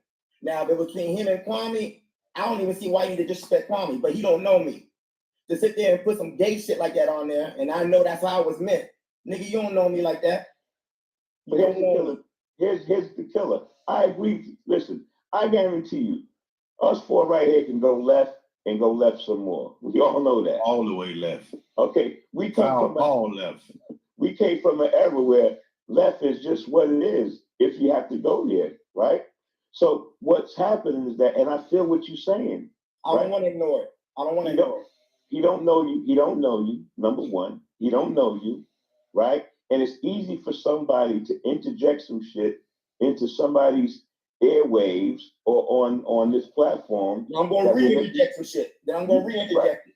Yeah. And what I'm saying is that I feel what you're saying. I bet you all of the brothers up here feel what you're saying. Yeah. What I'm saying is this here, with no disrespect to you at all. I totally understand. I'm looking dead at you, brother. I get it. Right? I get it. But what I'm saying is that, and no disrespect to anybody, especially you, my brother, right? I've done that and I've been there before. I've been on level 12 on many occasions. Okay, many occasions. My blood pressure still 120 over 80. You did. I'm just not gonna let it go. Don't give him that power though. You allow him to have power over you, brother. Power over what? Look at you. You let him get. I've been the same way whole time. I know, but I'm saying that he I'm just entertain that though. That's what you're saying. I'm just entertaining that. That's what I mean that when goes against your principles. That's Not what I my mean when I say ignore them, ignore the I noise. don't, I'm not ignore them type of nigga. That's not how I do it. I can dig it. And you know, that may be to my flaw, to my No, detriment. But you who You you understand are, what you I'm got to saying? be true to yourself. You Yeah. who you are. Yeah. Yeah. So when it go left, obviously means that you think something sweet over here. That's my assumption. You believe something sweet. Okay. Duly noted. I take you up on that. And you know this for a fact. I'm gonna let you go, brother. See, it's almost like Kwame says, until you're in the same room with the person that's doing this shit, right? You know they're not gonna bring that same energy. It's easy. It's easy. I don't know that. No, what I'm saying, you can tell. See, a real man ain't gonna call another man what he called you. That's not gonna happen. Exactly. We know that because I can tell your energy and I can tell your vibe. So what happens and is that's on me for putting that up, because I just put it up because it was in the he donated, but I done timed his ass out. So that was rude, and that was crazy because it didn't change the whole level of the panel. So yeah, his ass might get blocked for the rest of the time. I'm tired of everybody, like, it's certain things you're not supposed to tamper with. And I think if we were talking about just all the Bible, I think these guys would come over here and be naked. Oh yeah. So it's just certain energy I just don't want over here. So I kind of understand what you're saying. And they surrounded us with so much of that stupid energy that it gets annoying. But you know what it is, brother Kwame? To be honest with you, I mean this wholeheartedly, brother. This showed exactly the conversation that we had. This shows exactly what the problem is. So it was in a good timing, not what he said to you and what he was pointing out about you, but this actually showed why we're in the dungeon. This showed it. So everything presents itself at the right time, right? Where somebody could come, you can have a wonderful day, and next thing you know, the building's burning because somebody did what? They lit a match. So at the end of the day, I understand what you're saying, brother. What he did wasn't necessary, no, but all it did was prove a point. This is why we can't move in the direction that we're supposed to move in. That's the reason. So it was relevant, but not towards what he said to you, but it was relevant. When you smear shit on my face, I'm gonna smear some shit on your face, and we both gonna smell it. We both gonna say, damn, that shit stink. And we both gonna have to make that decision to say, you know what? We both don't like shit on our face. I ain't with that ignoring shit. If that's where it's coming, you gotta take a left turn or U-turn going straight. I'm cool with that too. I feel what you're saying. We're from the same ideology when it comes to certain things. But I don't want to play. I don't know what no troll is. I don't want to play. Yeah, I think I'm gonna have to block Ronald Jones from this channel altogether because all 27 of his accounts for however many he makes. Because at this point, he don't add any value. He don't try to even have a healthy conversation in good faith. He just comes to be disrespectful. So I don't want nobody to feel disrespected on my panel. So that's not on you. That's not, and I appreciate you for saying that, Kwame, because this is your panel, and thank you. That's not on you. Whether you posted it or not, it existed. That's the whole purpose of what we've been saying all along. It existed. You got 4, 5, 6 brothers who came on here tonight speaking from the heart. Right. And there was some cool trolls in the chat. They were okay. They were saying, look, their little corny stuff and getting at the people in the chat they wanted to get at. That was cool. But for somebody to be attacking somebody on the panel that ain't doing nothing to them, I think we got to stop having people have that type of outburst. So I think I'm going to have to go ahead and block Ronald Jones. But OG, I know you just jumped on the panel. You want to say something real quick?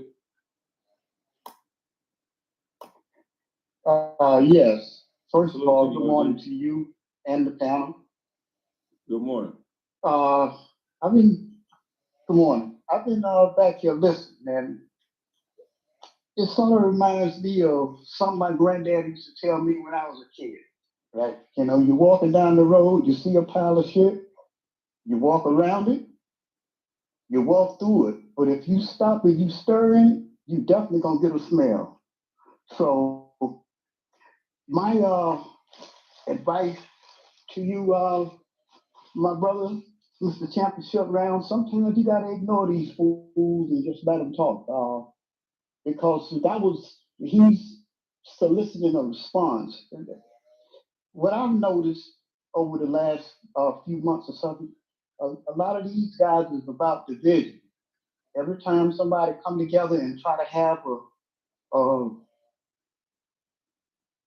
Wow. Uh-oh. I don't know what just happened. The whole thing went out. But his service must have went out. Something like that. Yeah, they say, no, it's gone. He ain't even in the back room no more. Shoot. He must have about to say something powerful. Yeah, he was. That's what it was. Oh, Ronald Jones still taking. Let me block all his 27 accounts. But no, I apologize for that because I definitely didn't want to. I wouldn't have posted nothing like that if I read it. You don't have to apologize, brother. That wasn't you who did that. Mm-hmm. So that's not on you. You know what I'm saying? But I thank you for the apology, but you don't have to apologize to me.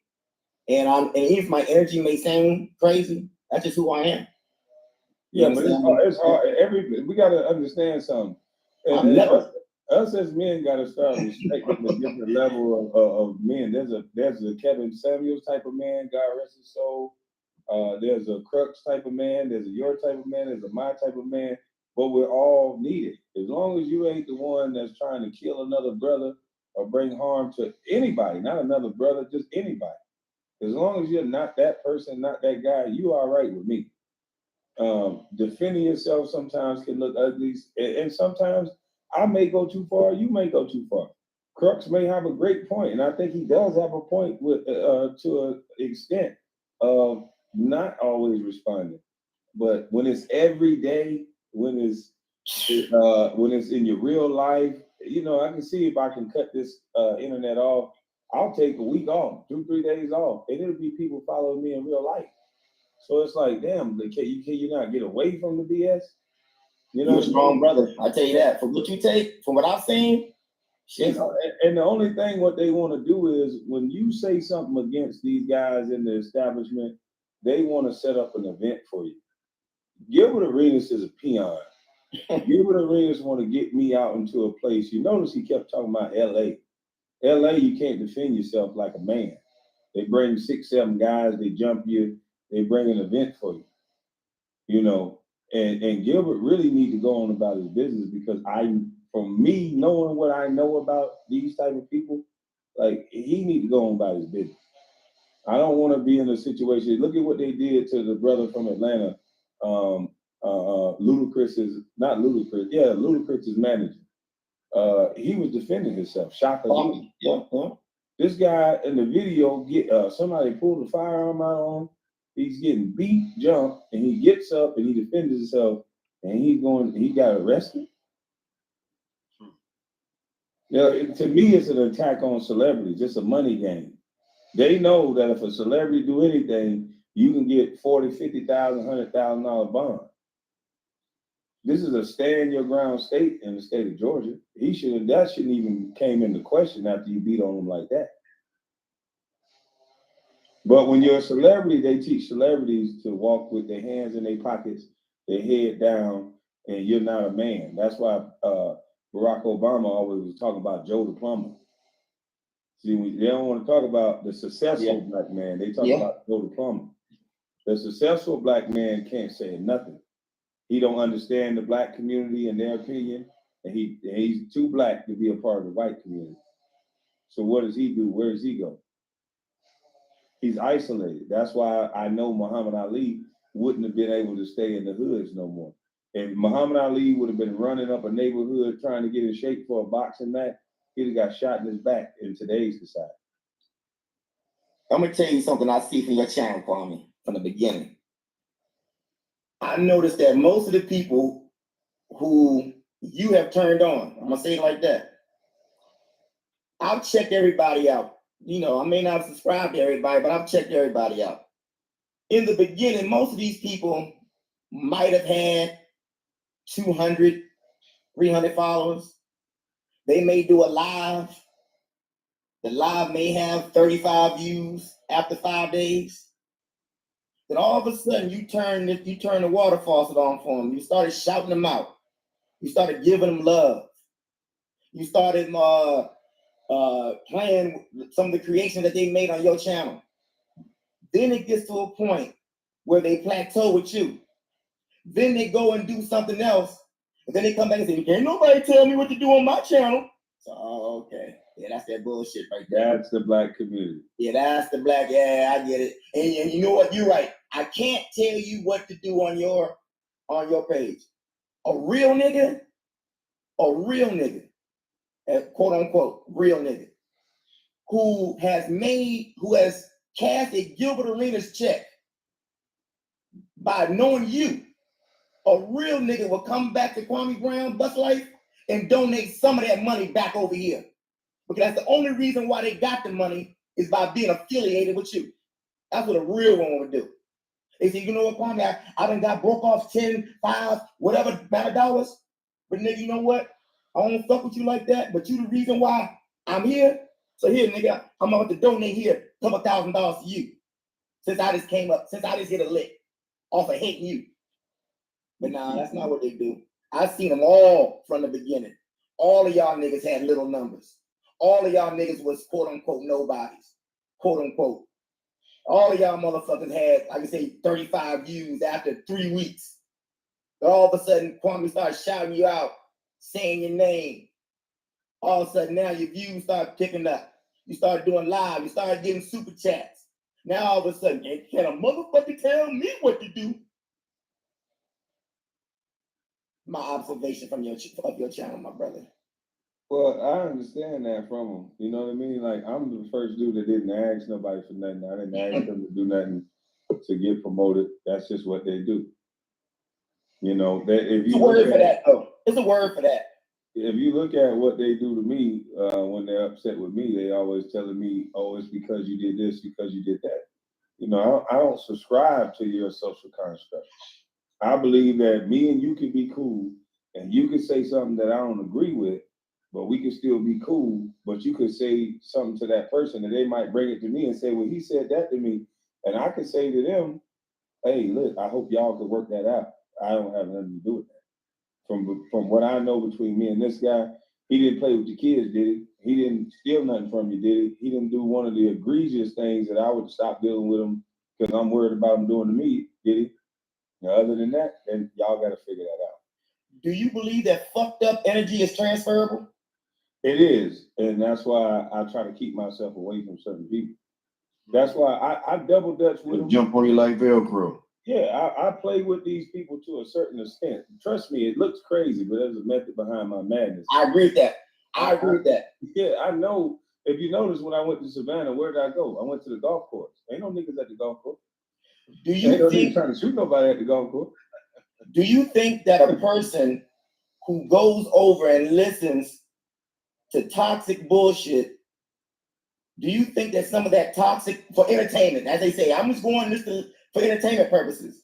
Do you think that that toxic bullshit that they listen to for entertainment purposes transferred over into their energies?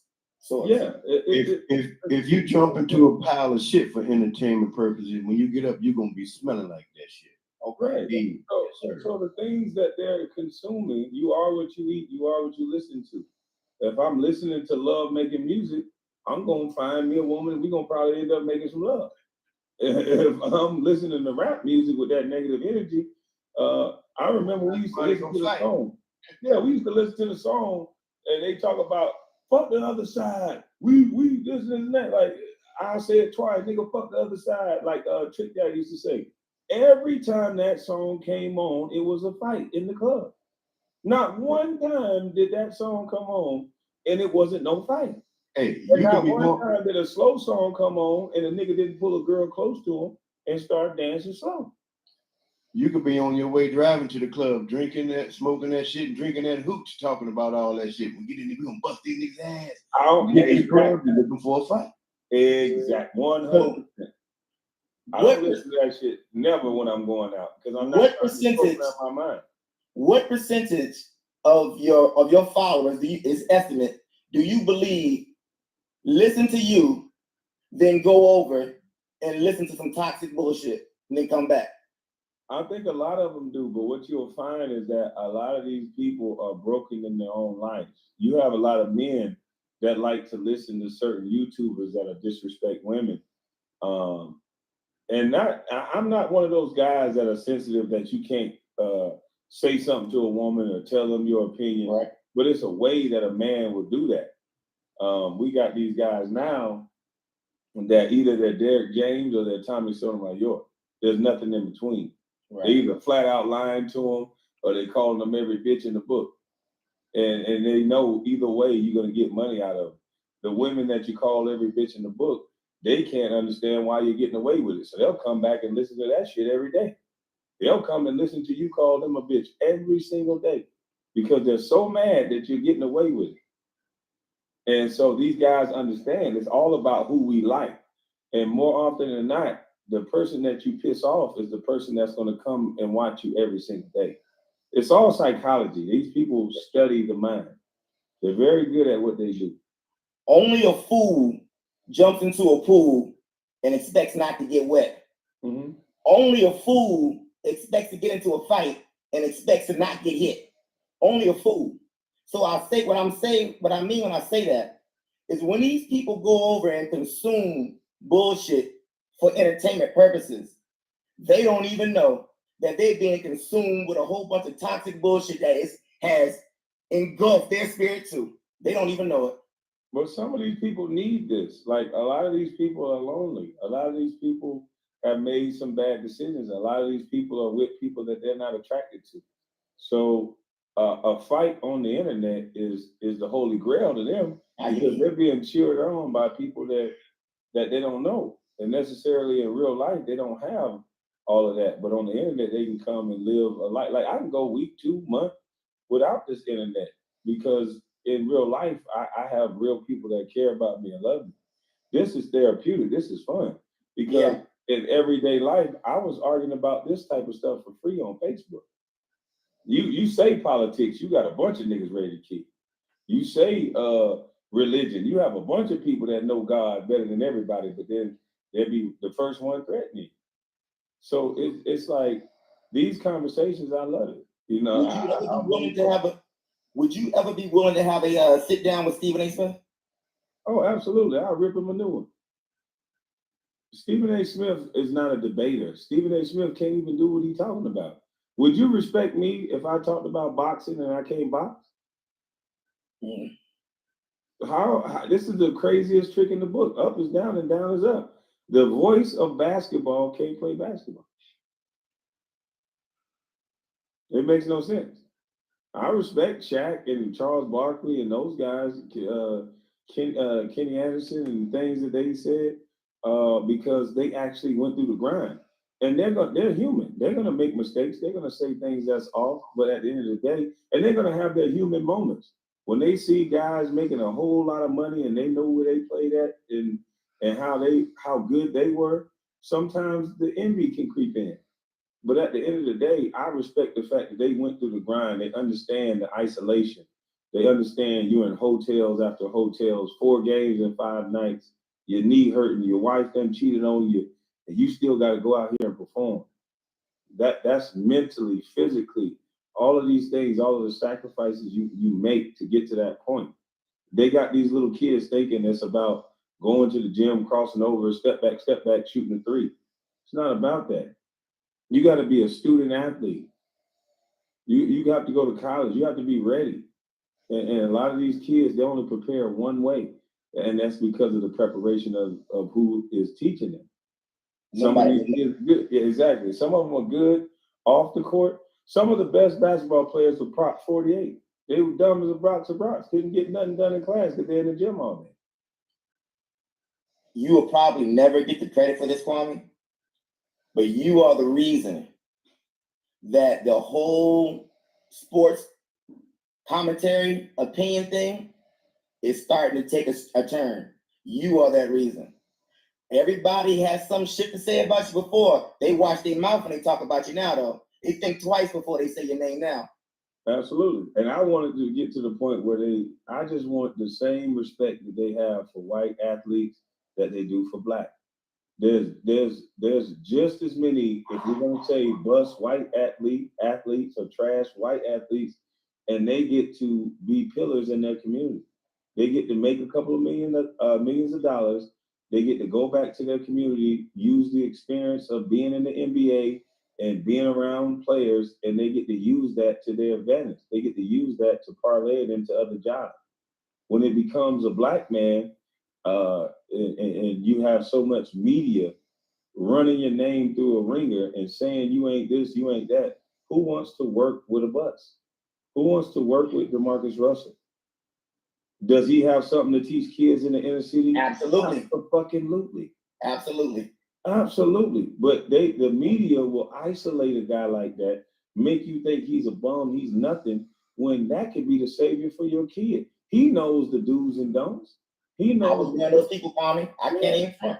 He I knows. was one of those people.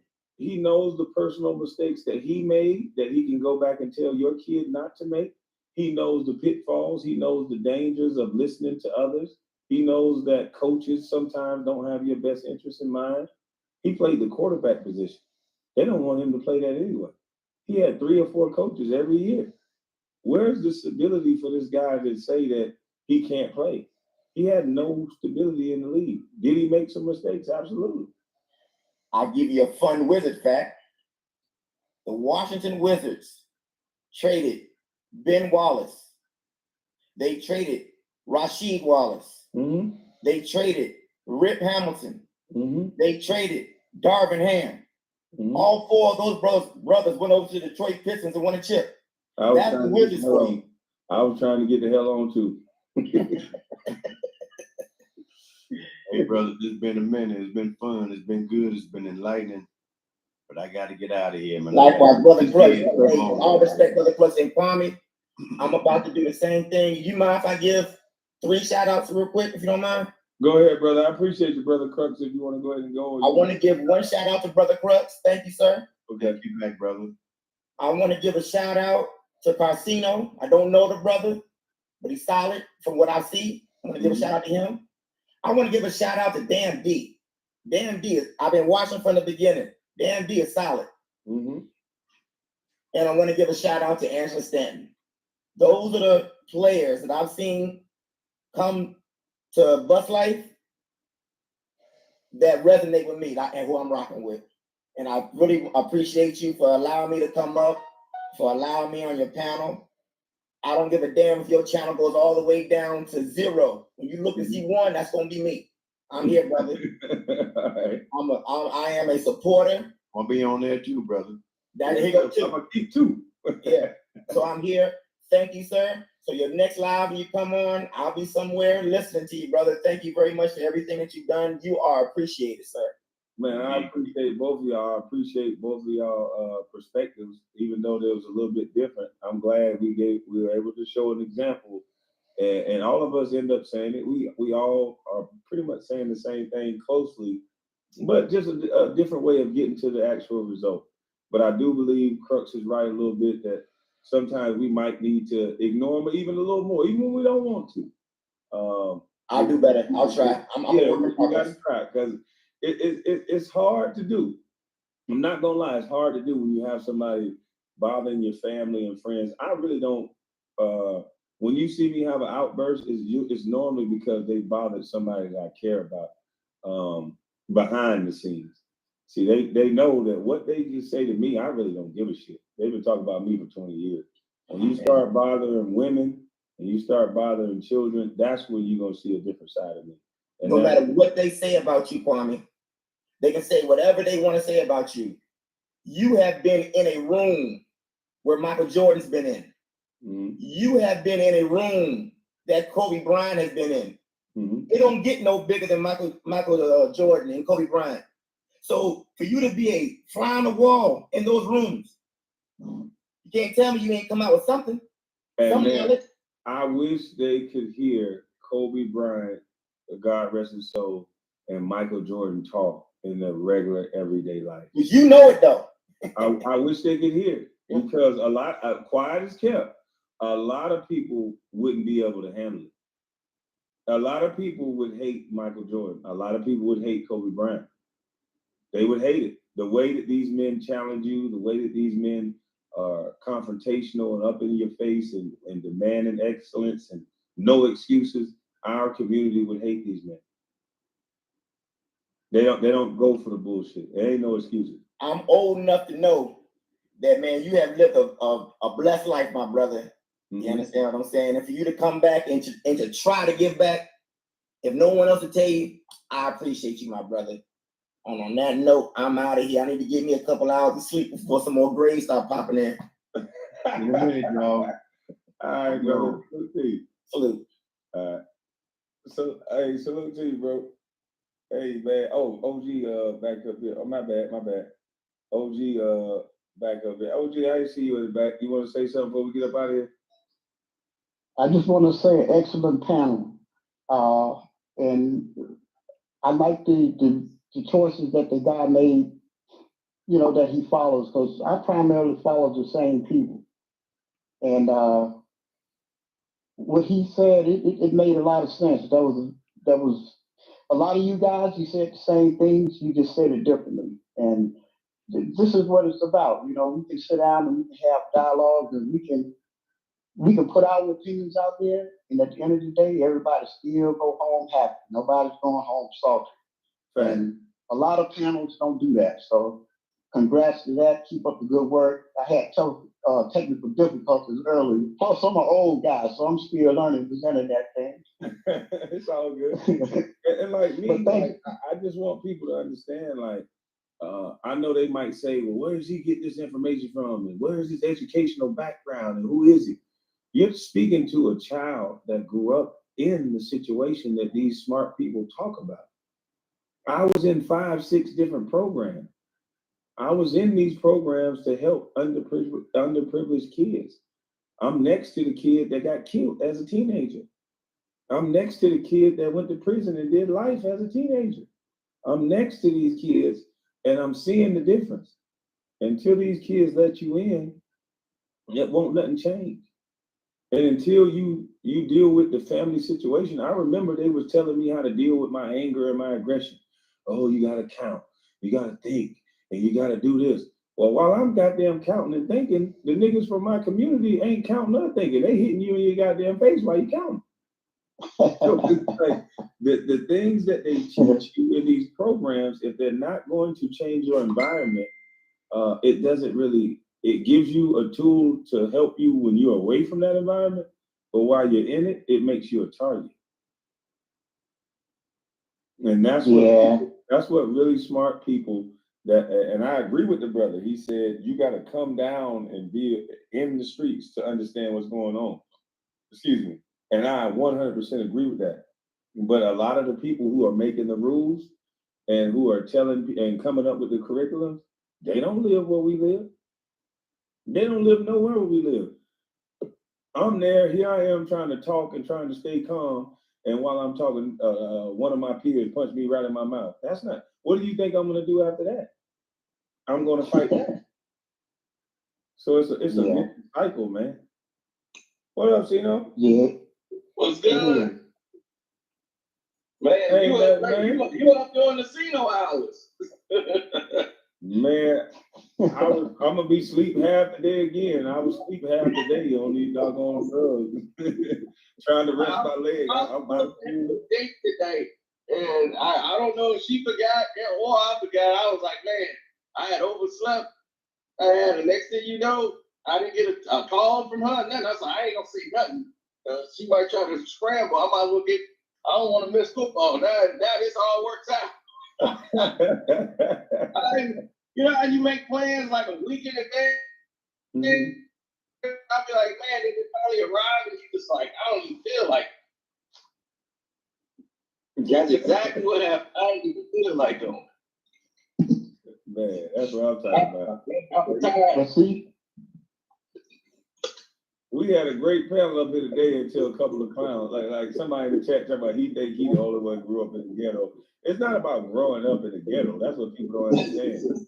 They design programs for kids like me whose father was not there, and then you end up in a homeless shelter and things of that nature. All the programs were designed to help kids like me. So the programs that people speak of, I was in those programs.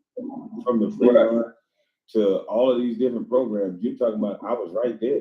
That's probably why they don't want to tell my story, because I keep trying to make it seem simple to these kids. Like, all you got to do is make different decisions. I know it's hard, despite whatever you say, it's hard as shit. It was one of the hardest things I ever did, is to not get in trouble. Because trouble is so easy to get into, especially being in the neighborhood. But other than that, the schoolwork and stuff like that was easy. Just get it done. I became the #1 draft pick with a part-time job and taking care of my little brother and everything. So it's not like we don't look. Black folks, we do great shit all the time. It's young girls that are raising their little sisters and going to college at the same time. So we always have to go the longer route. But at the end of the day, we can still get it done if we don't make it sleep. Right. It's peer pressure a lot of time. You had good people around you. Because whether you realize it or not, a lot of times our kids' friends have more sway over the kids than we do. So, I mean, I think it's a combination of good parenting and plus the child has to have a work ethic too. Like, I was limited sort of coming up, but I had every damn book, every encyclopedia, and I had like real men around me that taught me how to build things and use my hands. So when I went into like higher education and learning how to steal, I already had an analytical mind. I always used my hands. I was a machinist. I could make anything out of metal. And like later on in years, I started moving to like doing quality control. So I research everything. That's just the way I'm set up. So a lot of our lives are parallel. I grew up in the country and struggled, so I can start to identify with what you're saying. I don't know what Casino's backstory is, but that's one of the reasons why I'm sort of drawn to, like your panel, because I see similarity. And plus, you talk like my dad. Some of the things you say, I wish he was still alive and you could listen to him talk. You say the same exact stuff.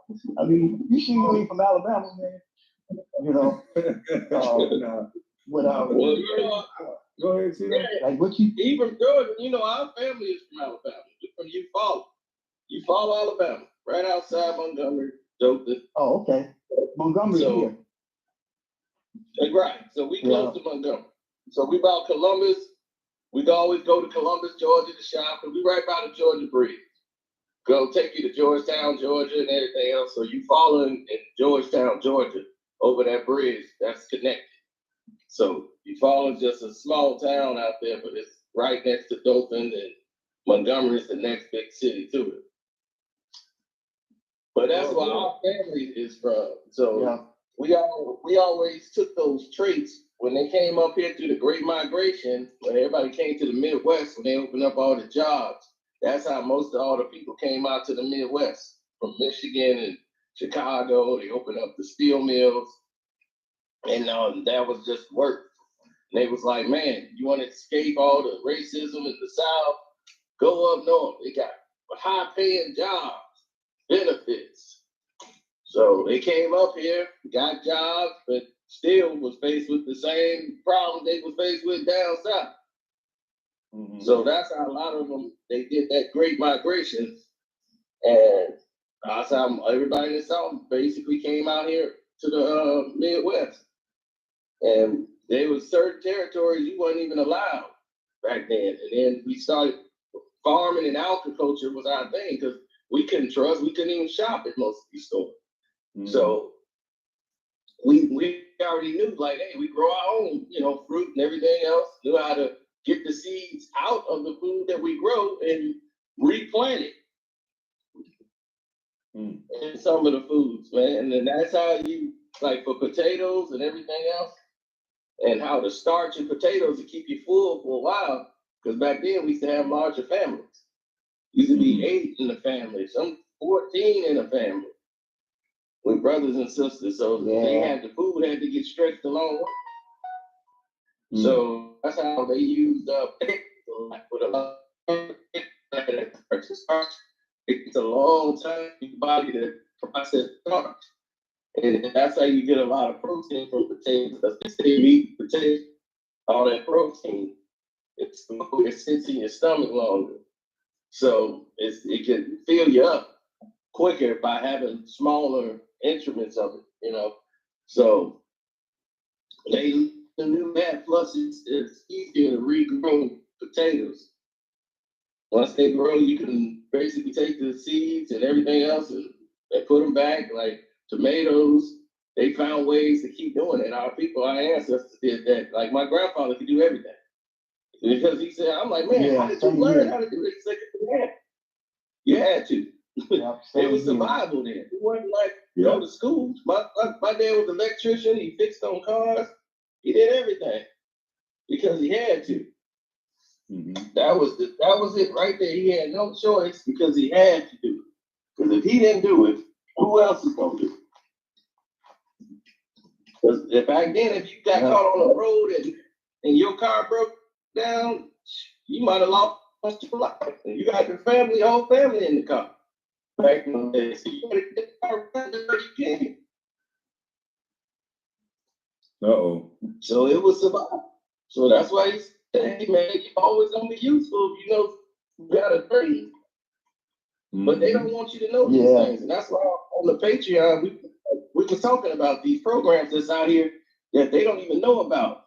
And we got a lot of our brothers and sisters that come up with all these ideas in these companies, and they don't even promote them. Like this one guy has promoted and made an app to put all of the places that you apply for grants, all these grants and loans. That's the money that they put up for you. That money that Brett Paul is still. They won't. They put a for your progression. For your whole school for free. That's privilege, unprivileged, and you don't use that money, it goes back to them. It goes back to the government. You say it's an app. Hold on, see, no, the phone was going out. You say he created an app to do what now? He puts an app that collects all that you're qualified.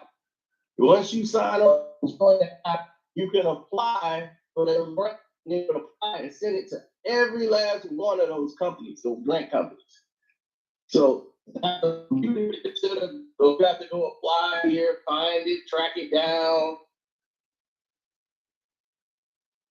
So, So chat, what I think Cino was saying is one of his friends came up with an app that allow you to apply for all the grants and things like that you may not know about. So you apply for all those grants automatically, and they put you right in there for those apps. So we put that on the Patreon so that everybody can find it and get grant money. Then we help them find ways to invest. They have jobs out there and openings for jobs that they don't want you to have. They have more that they don't even try to pursue. So they don't even market it to you out there. I know about it because I live in the burbs. They market it out here to these kids. Like, how many blacks in the hood have a class called economy? They don't.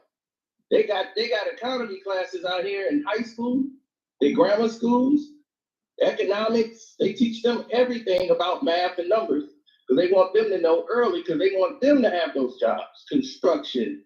All of these jobs used to belong to us. Landscaping, construction. We did it all.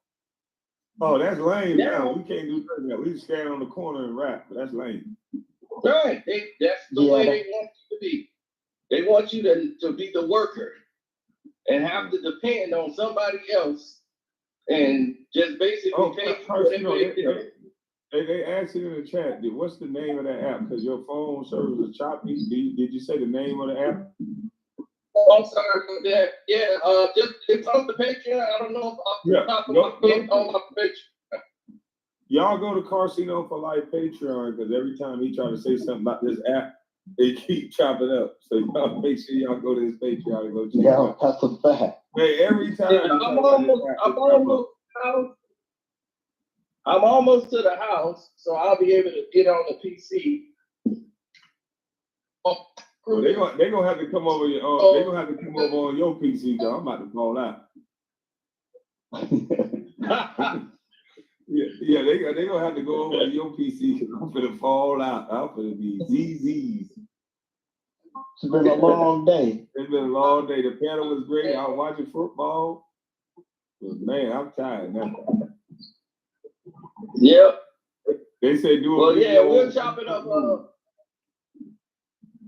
We'll chop it up and do a video on it and do and I can get them some more information on the other apps and all the other things that's going on over there. Because yeah, we got a lot of good stuff we done on the Patreon this month, so I'm happy about that. They made changes too, so now instead of charging people twice in a month, because they used to automatically charge people on the first, they ended that. Thank God.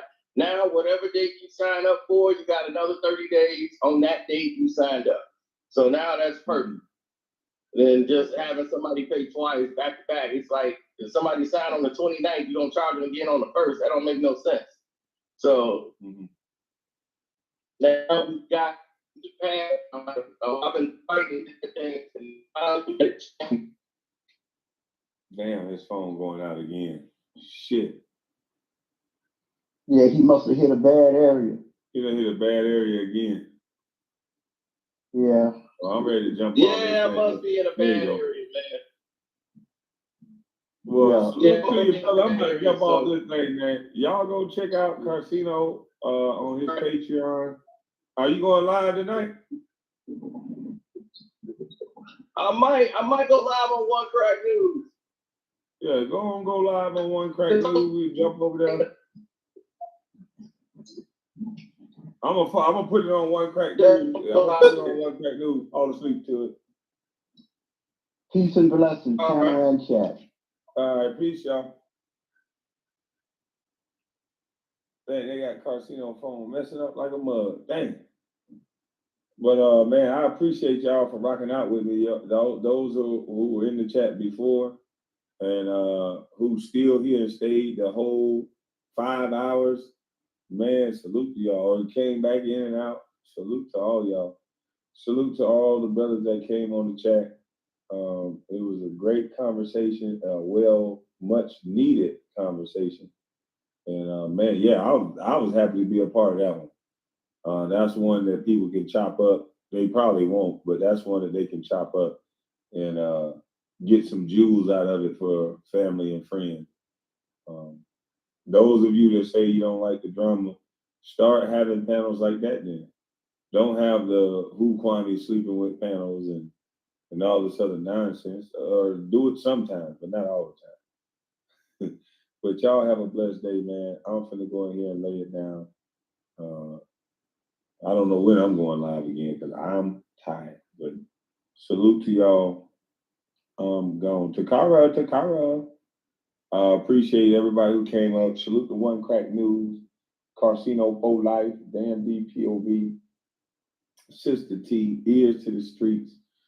Even salute to Queen Regina. Y'all not gonna make me beef with Queen. I that's not me. I'm not doing the beef with her. Or I'm not doing the beef with really nobody. I state my case. I state my opinion. That's it. So, shout out from Gems. Shout out to Gems from Kwame Brown, and shout out to Kwame Brown greatest fans. Salute to all of these beautiful ladies in the chat. Baby mama, I'll see you tomorrow. Love Lace. Nope, I won't see you tomorrow because it's too early. I'll see them kids in about 7 days. Yeah. Yo thoughts, salute to you. But I'm up out of this thing. I'm gone.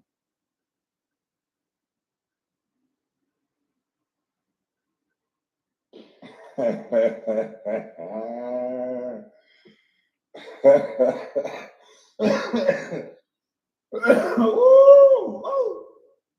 Let's get into this, boy. Yes.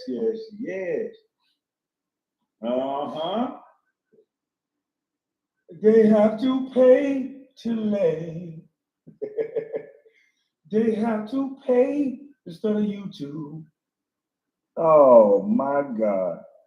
Oh, hey, y'all, we gonna have some fun. We gonna have some fun. We gonna have some fun today. Yeah, these bitch ass niggas trying to buy YouTube. Oh, let me stop. There's only, excuse me, YouTube. Yes. Let me play something for y'all. Hold up. Let me wait that 2 minutes.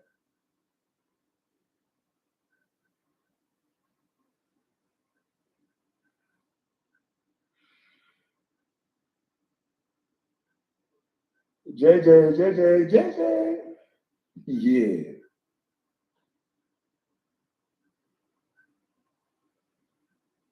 Biz, what's up, bro? Let me not speak to you. They're gonna say we having sex. Mm-hmm. Yeah. They have to pay to lay. These niggas gotta pay to be on YouTube. I'm hearing this weak ass scheme they got going on. These niggas is going, oh my God, we gotta break this here down. You just keep. These niggas gonna start what? These niggas keep telling me this, telling me that. These bitch ass niggas finna buy you niggas. This nigga Gilbert finna do exactly what he do with everybody in his life. He finna buy you, but I got $10,000 for this. I got $5,000 for that. Who comes to YouTube? And then listen. Let me play a few songs and then I'm gonna break this down. Hold on. I'm gonna break this down for y'all real smooth. I'm going to break this down for y'all. Oh, this shit easy as hell, man. That nigga, oh my God. You ain't never forced no motherfucker like me.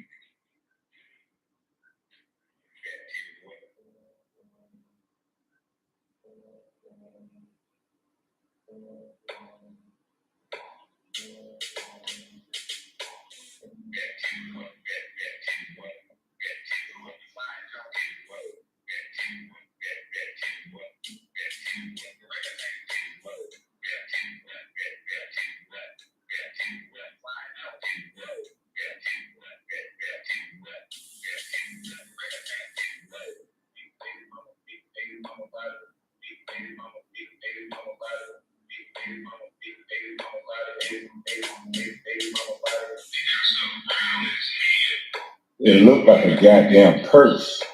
I see a sweater vest on. Let's look at that.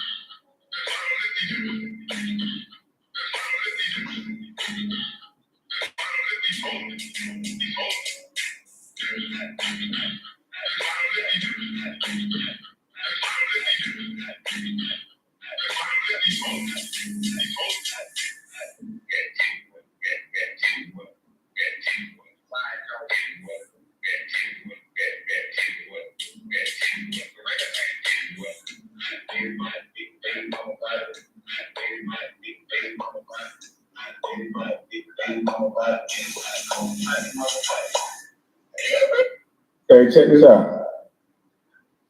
this out. Now I done heard some bullshit in my life, right? I done heard word salad, food salad, whatever y'all want to call it. But this goddamn head of state got to be desperate, boy. They got a machine pushing these niggas on me, boy. Ooh, I love this shit. I want you white boys to spend all your motherfucking money. You white boys that spending your money for one little old Negro, and guess what? I'm gonna make you spend all that shit.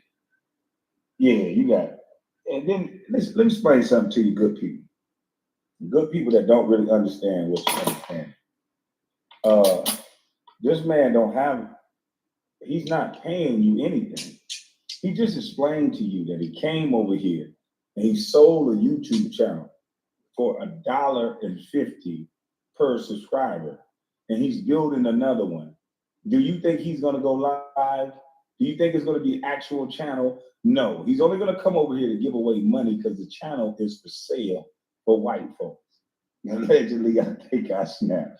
And you motherfuckers are falling for it again. And real niggas like me don't get bought. The only thing y'all claim real niggas is the niggas that kill niggas. I don't get bought and I don't get sold. Because any car I buy, you know that black truck the nigga rolled by and showed you on the drone, I paid for that. I can leave it wherever the fuck I want to leave. So if a nigga can buy you, he can sell you. He can leave you outside. A nigga can talk to you any kind of way. I ain't buying near one of y'all. And I won't buy near one of y'all. I won't. That nigga trying to buy you. We got 10,000 giveaway. $10,000 giveaway for what? So, motherfucker, YouTube is a business where you can make money. You giving away 10 grand for what? Because the page is for sale. And you motherfuckers are going to get the money that you spend for yourself. And guess what happens?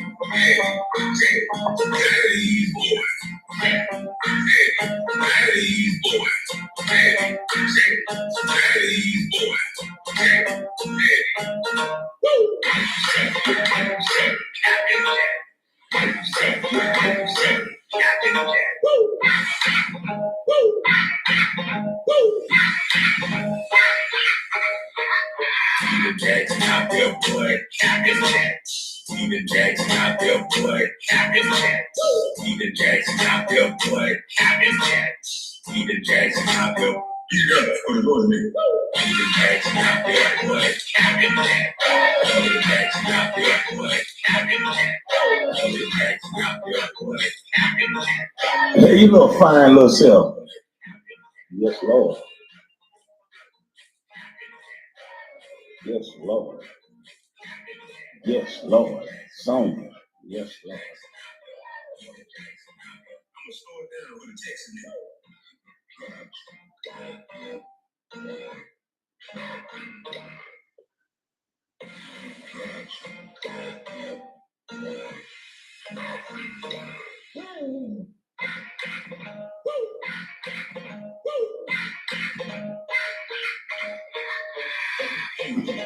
Whether you win or cold, don't you ever say shit, boy, unless you get the fucking script from me, boy.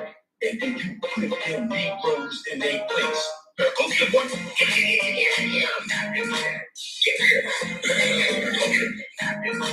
You let them know they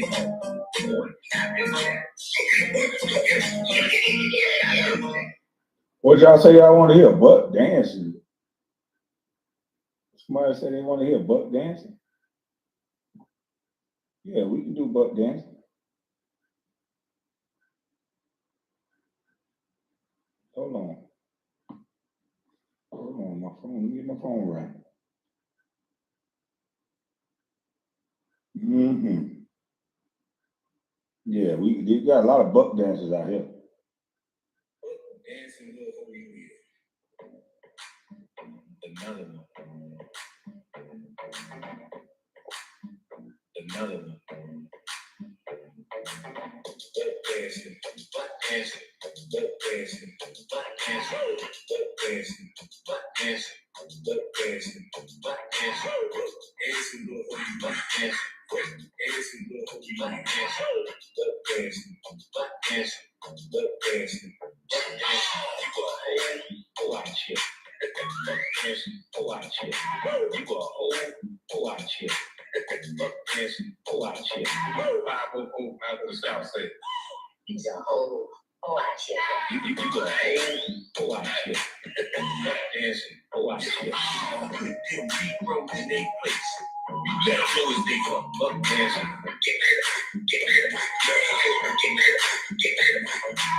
them Negroes in their place. You let them know as they come. Butt dancing. Butt dancing, butt dancing, butt dancing, butt dancing, butt dancing, butt dancing, butt dancing, butt dancing, dancing little holy butt dancing, dancing little holy butt dancing, butt dancing, butt dancing, butt dancing. Fear they stitch, butt dancing, fear they stitch. Say something like that. Stitch, butt dancing, fear they stitch. Disrespect. Oh my goodness, oh my goodness,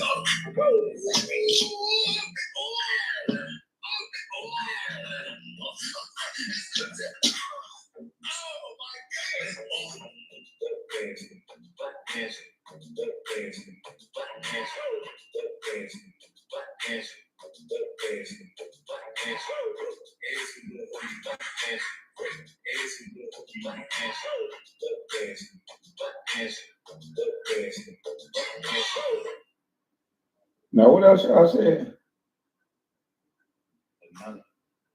Hold on.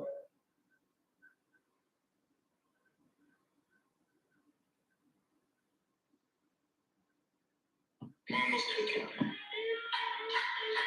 My mama's cooking. Taste of mama's cooking. Mama's cooking. Mama's cooking. Taste of mama's cooking. Taste of mama's cooking. Mama's cooking. Mama's cooking. Taste of mama's cooking. Mama's cooking. Mama's cooking. Mama's cooking. Mama's cooking. Mama's cooking. Damn sure is. Taste of mama's cooking. Mama's cooking. Mama's cooking. Taste of mama's cooking.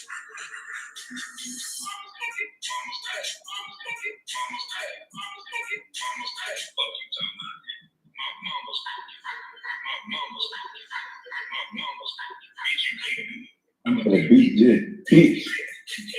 Bitch. Bitch. I'm gonna slow it down for the text nigga.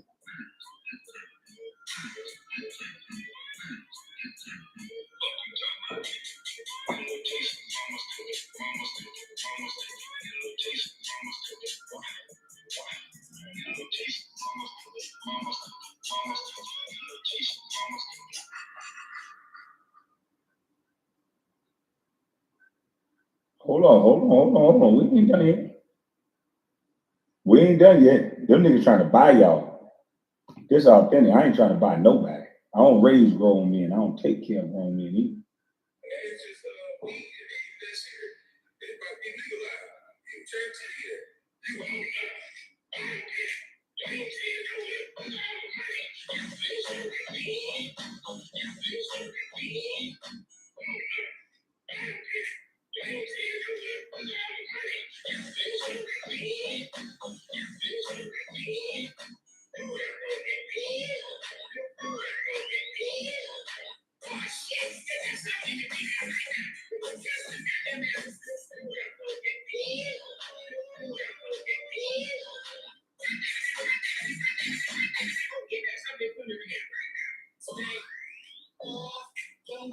Salute everybody for the super chat. Bring the cash out.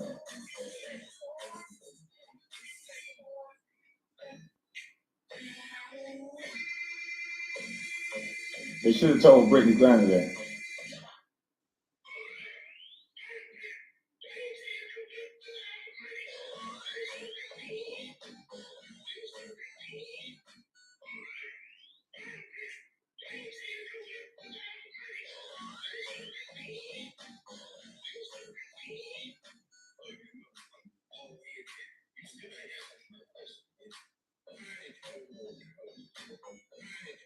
Chakara.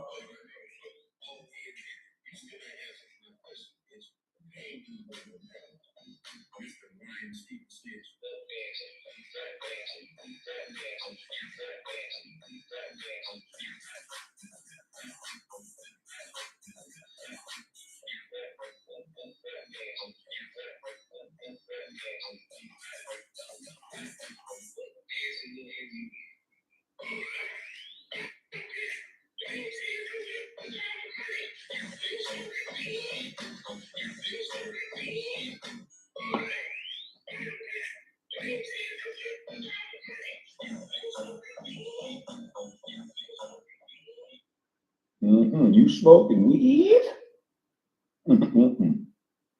Oh, boy, these niggas got that. Ooh, these niggas remind me of somebody. They remind me of somebody. I can't really think of who they remind me of. I just can't think of what it is. Let me see.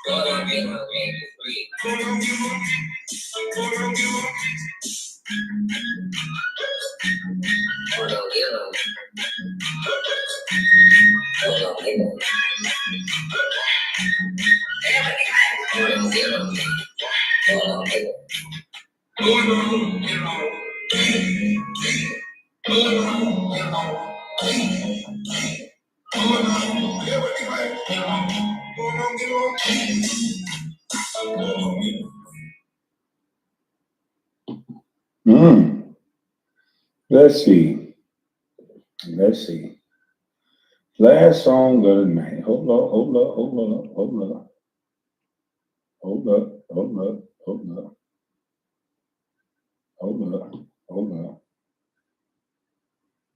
Tell me. Hey, Tom, I'm gonna have some fun with you. I was a mistake, down by the day, they dropped off, until first mistake you tell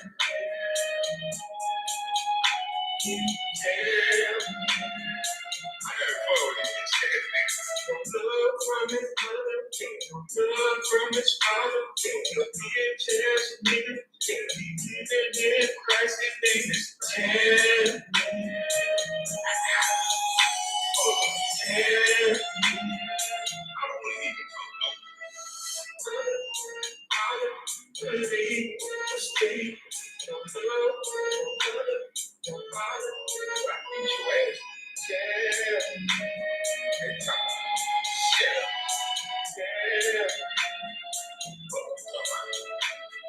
My daddy went to jail, yeah, I'm rich and number one, yeah, my daddy went to jail, I'm nothing like my dad. I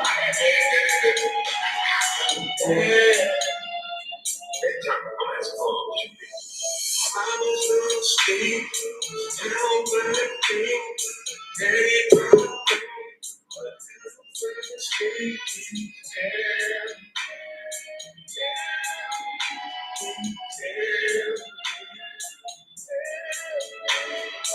love from his mother, love from his father, he'll be a chance nigga, even in Christ his name is tell.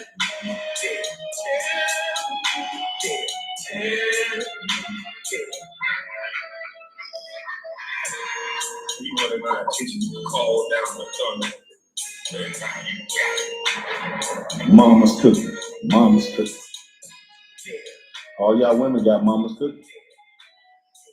Some of you just don't know it. I'm going.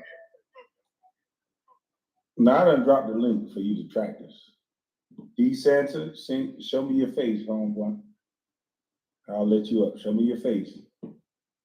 Let's be respectful, bro. Show me your face. Let me make sure it's you. Okay. What up? What up, boy? Talk to me. What's the problem? Man, you be texting some disrespectful shit, bro. Texting it to who? To you? No, not to me. Other people. So why you mad? Same reason you was mad earlier. I was mad earlier? I wasn't mad earlier. Oh, yeah, you was hella mad earlier. About Okay. some shit. Yeah, about some real shit. Oh, my bad, man. I apologize. You okay? Am I okay? No, you okay. You had a lot of shit to say earlier. You had a lot of shit to say earlier. Felt like I was mad. So yeah, okay? You were. You had a lot of shit to say earlier. No, okay, so what's the problem with me and you, though? Why you gotta be disrespectful to people with messages, bro? What I'm saying, brother, was I disrespectful to you? No, you were disrespectful to somebody else. So who was I disrespectful to, sir? How we gonna play these dumb games, bro? No, I'm asking. I really don't know. I'm asking you. Who was I disrespectful? You know who you've been taking shots all day, bro. okay? You blame somebody else for some bullshit. lying Actually, I shit. don't. Can you please tell me why you asked for it? You go ahead. You just tell me what you mad about, please. You obviously you're not mad at. Okay, cool. I told you about these guys. He's not mad at me for nothing I said to him. I didn't say nothing to this nigga, but he mad at me for something I said to somebody else and can't tell me what I said. That's kind of fucking weird. That is kind of weird. S. Reed, what do you need, man? Because I remember you, and this is kind of weird. I don't really want to talk to you ladies because that's not going to be a fair situation. Because when I treat you the same as men and the equality that you claim that you want, you're going to say that I'm wrong. So I really don't want to talk to none of you ladies. I want these men that's been doing all this talking and have all this stuff to say. Why don't they hit the link and let's holler? I don't want you ladies coming up here and confusing the situation, man. I don't have no problem with you, S. Reed. I don't know what would be the reason we need to speak, but ma'am, I would rather not. So if there's anybody else, all these men that want to hit this chat and run their mouth and talk all this shit, talking about they drop their link and I don't hit their panel. Well, I drop my link and y'all don't hit my panel. So come on up. Come on up. Let's holler. Let me come on up while I hit the lima bean. Not lima bean, the black eyed pea. Come on, show yourself on camera. Everybody in the back, except S. Reed, she's a female. Come on up. Because I really want to check you men temperature on all this man shit you niggas been talking about. But you niggas been engaging in female behavior. Okay, we got a man up here. What up? Hello, man. Hello, can you hear me? Yes, sir. How you doing? Can you hear me? Yes, sir. I can't go for What's up? I can't go for it. I'm just saying what's up, man. You breaking up a little bit. What's up? Can you hear me now? I have my earpiece in. A little bit, but you breaking up every other word, brother. I'm still breaking up. Yeah, every other word. Yo, this live stream is finally over. Thank you for tuning in. God bless you. Good night.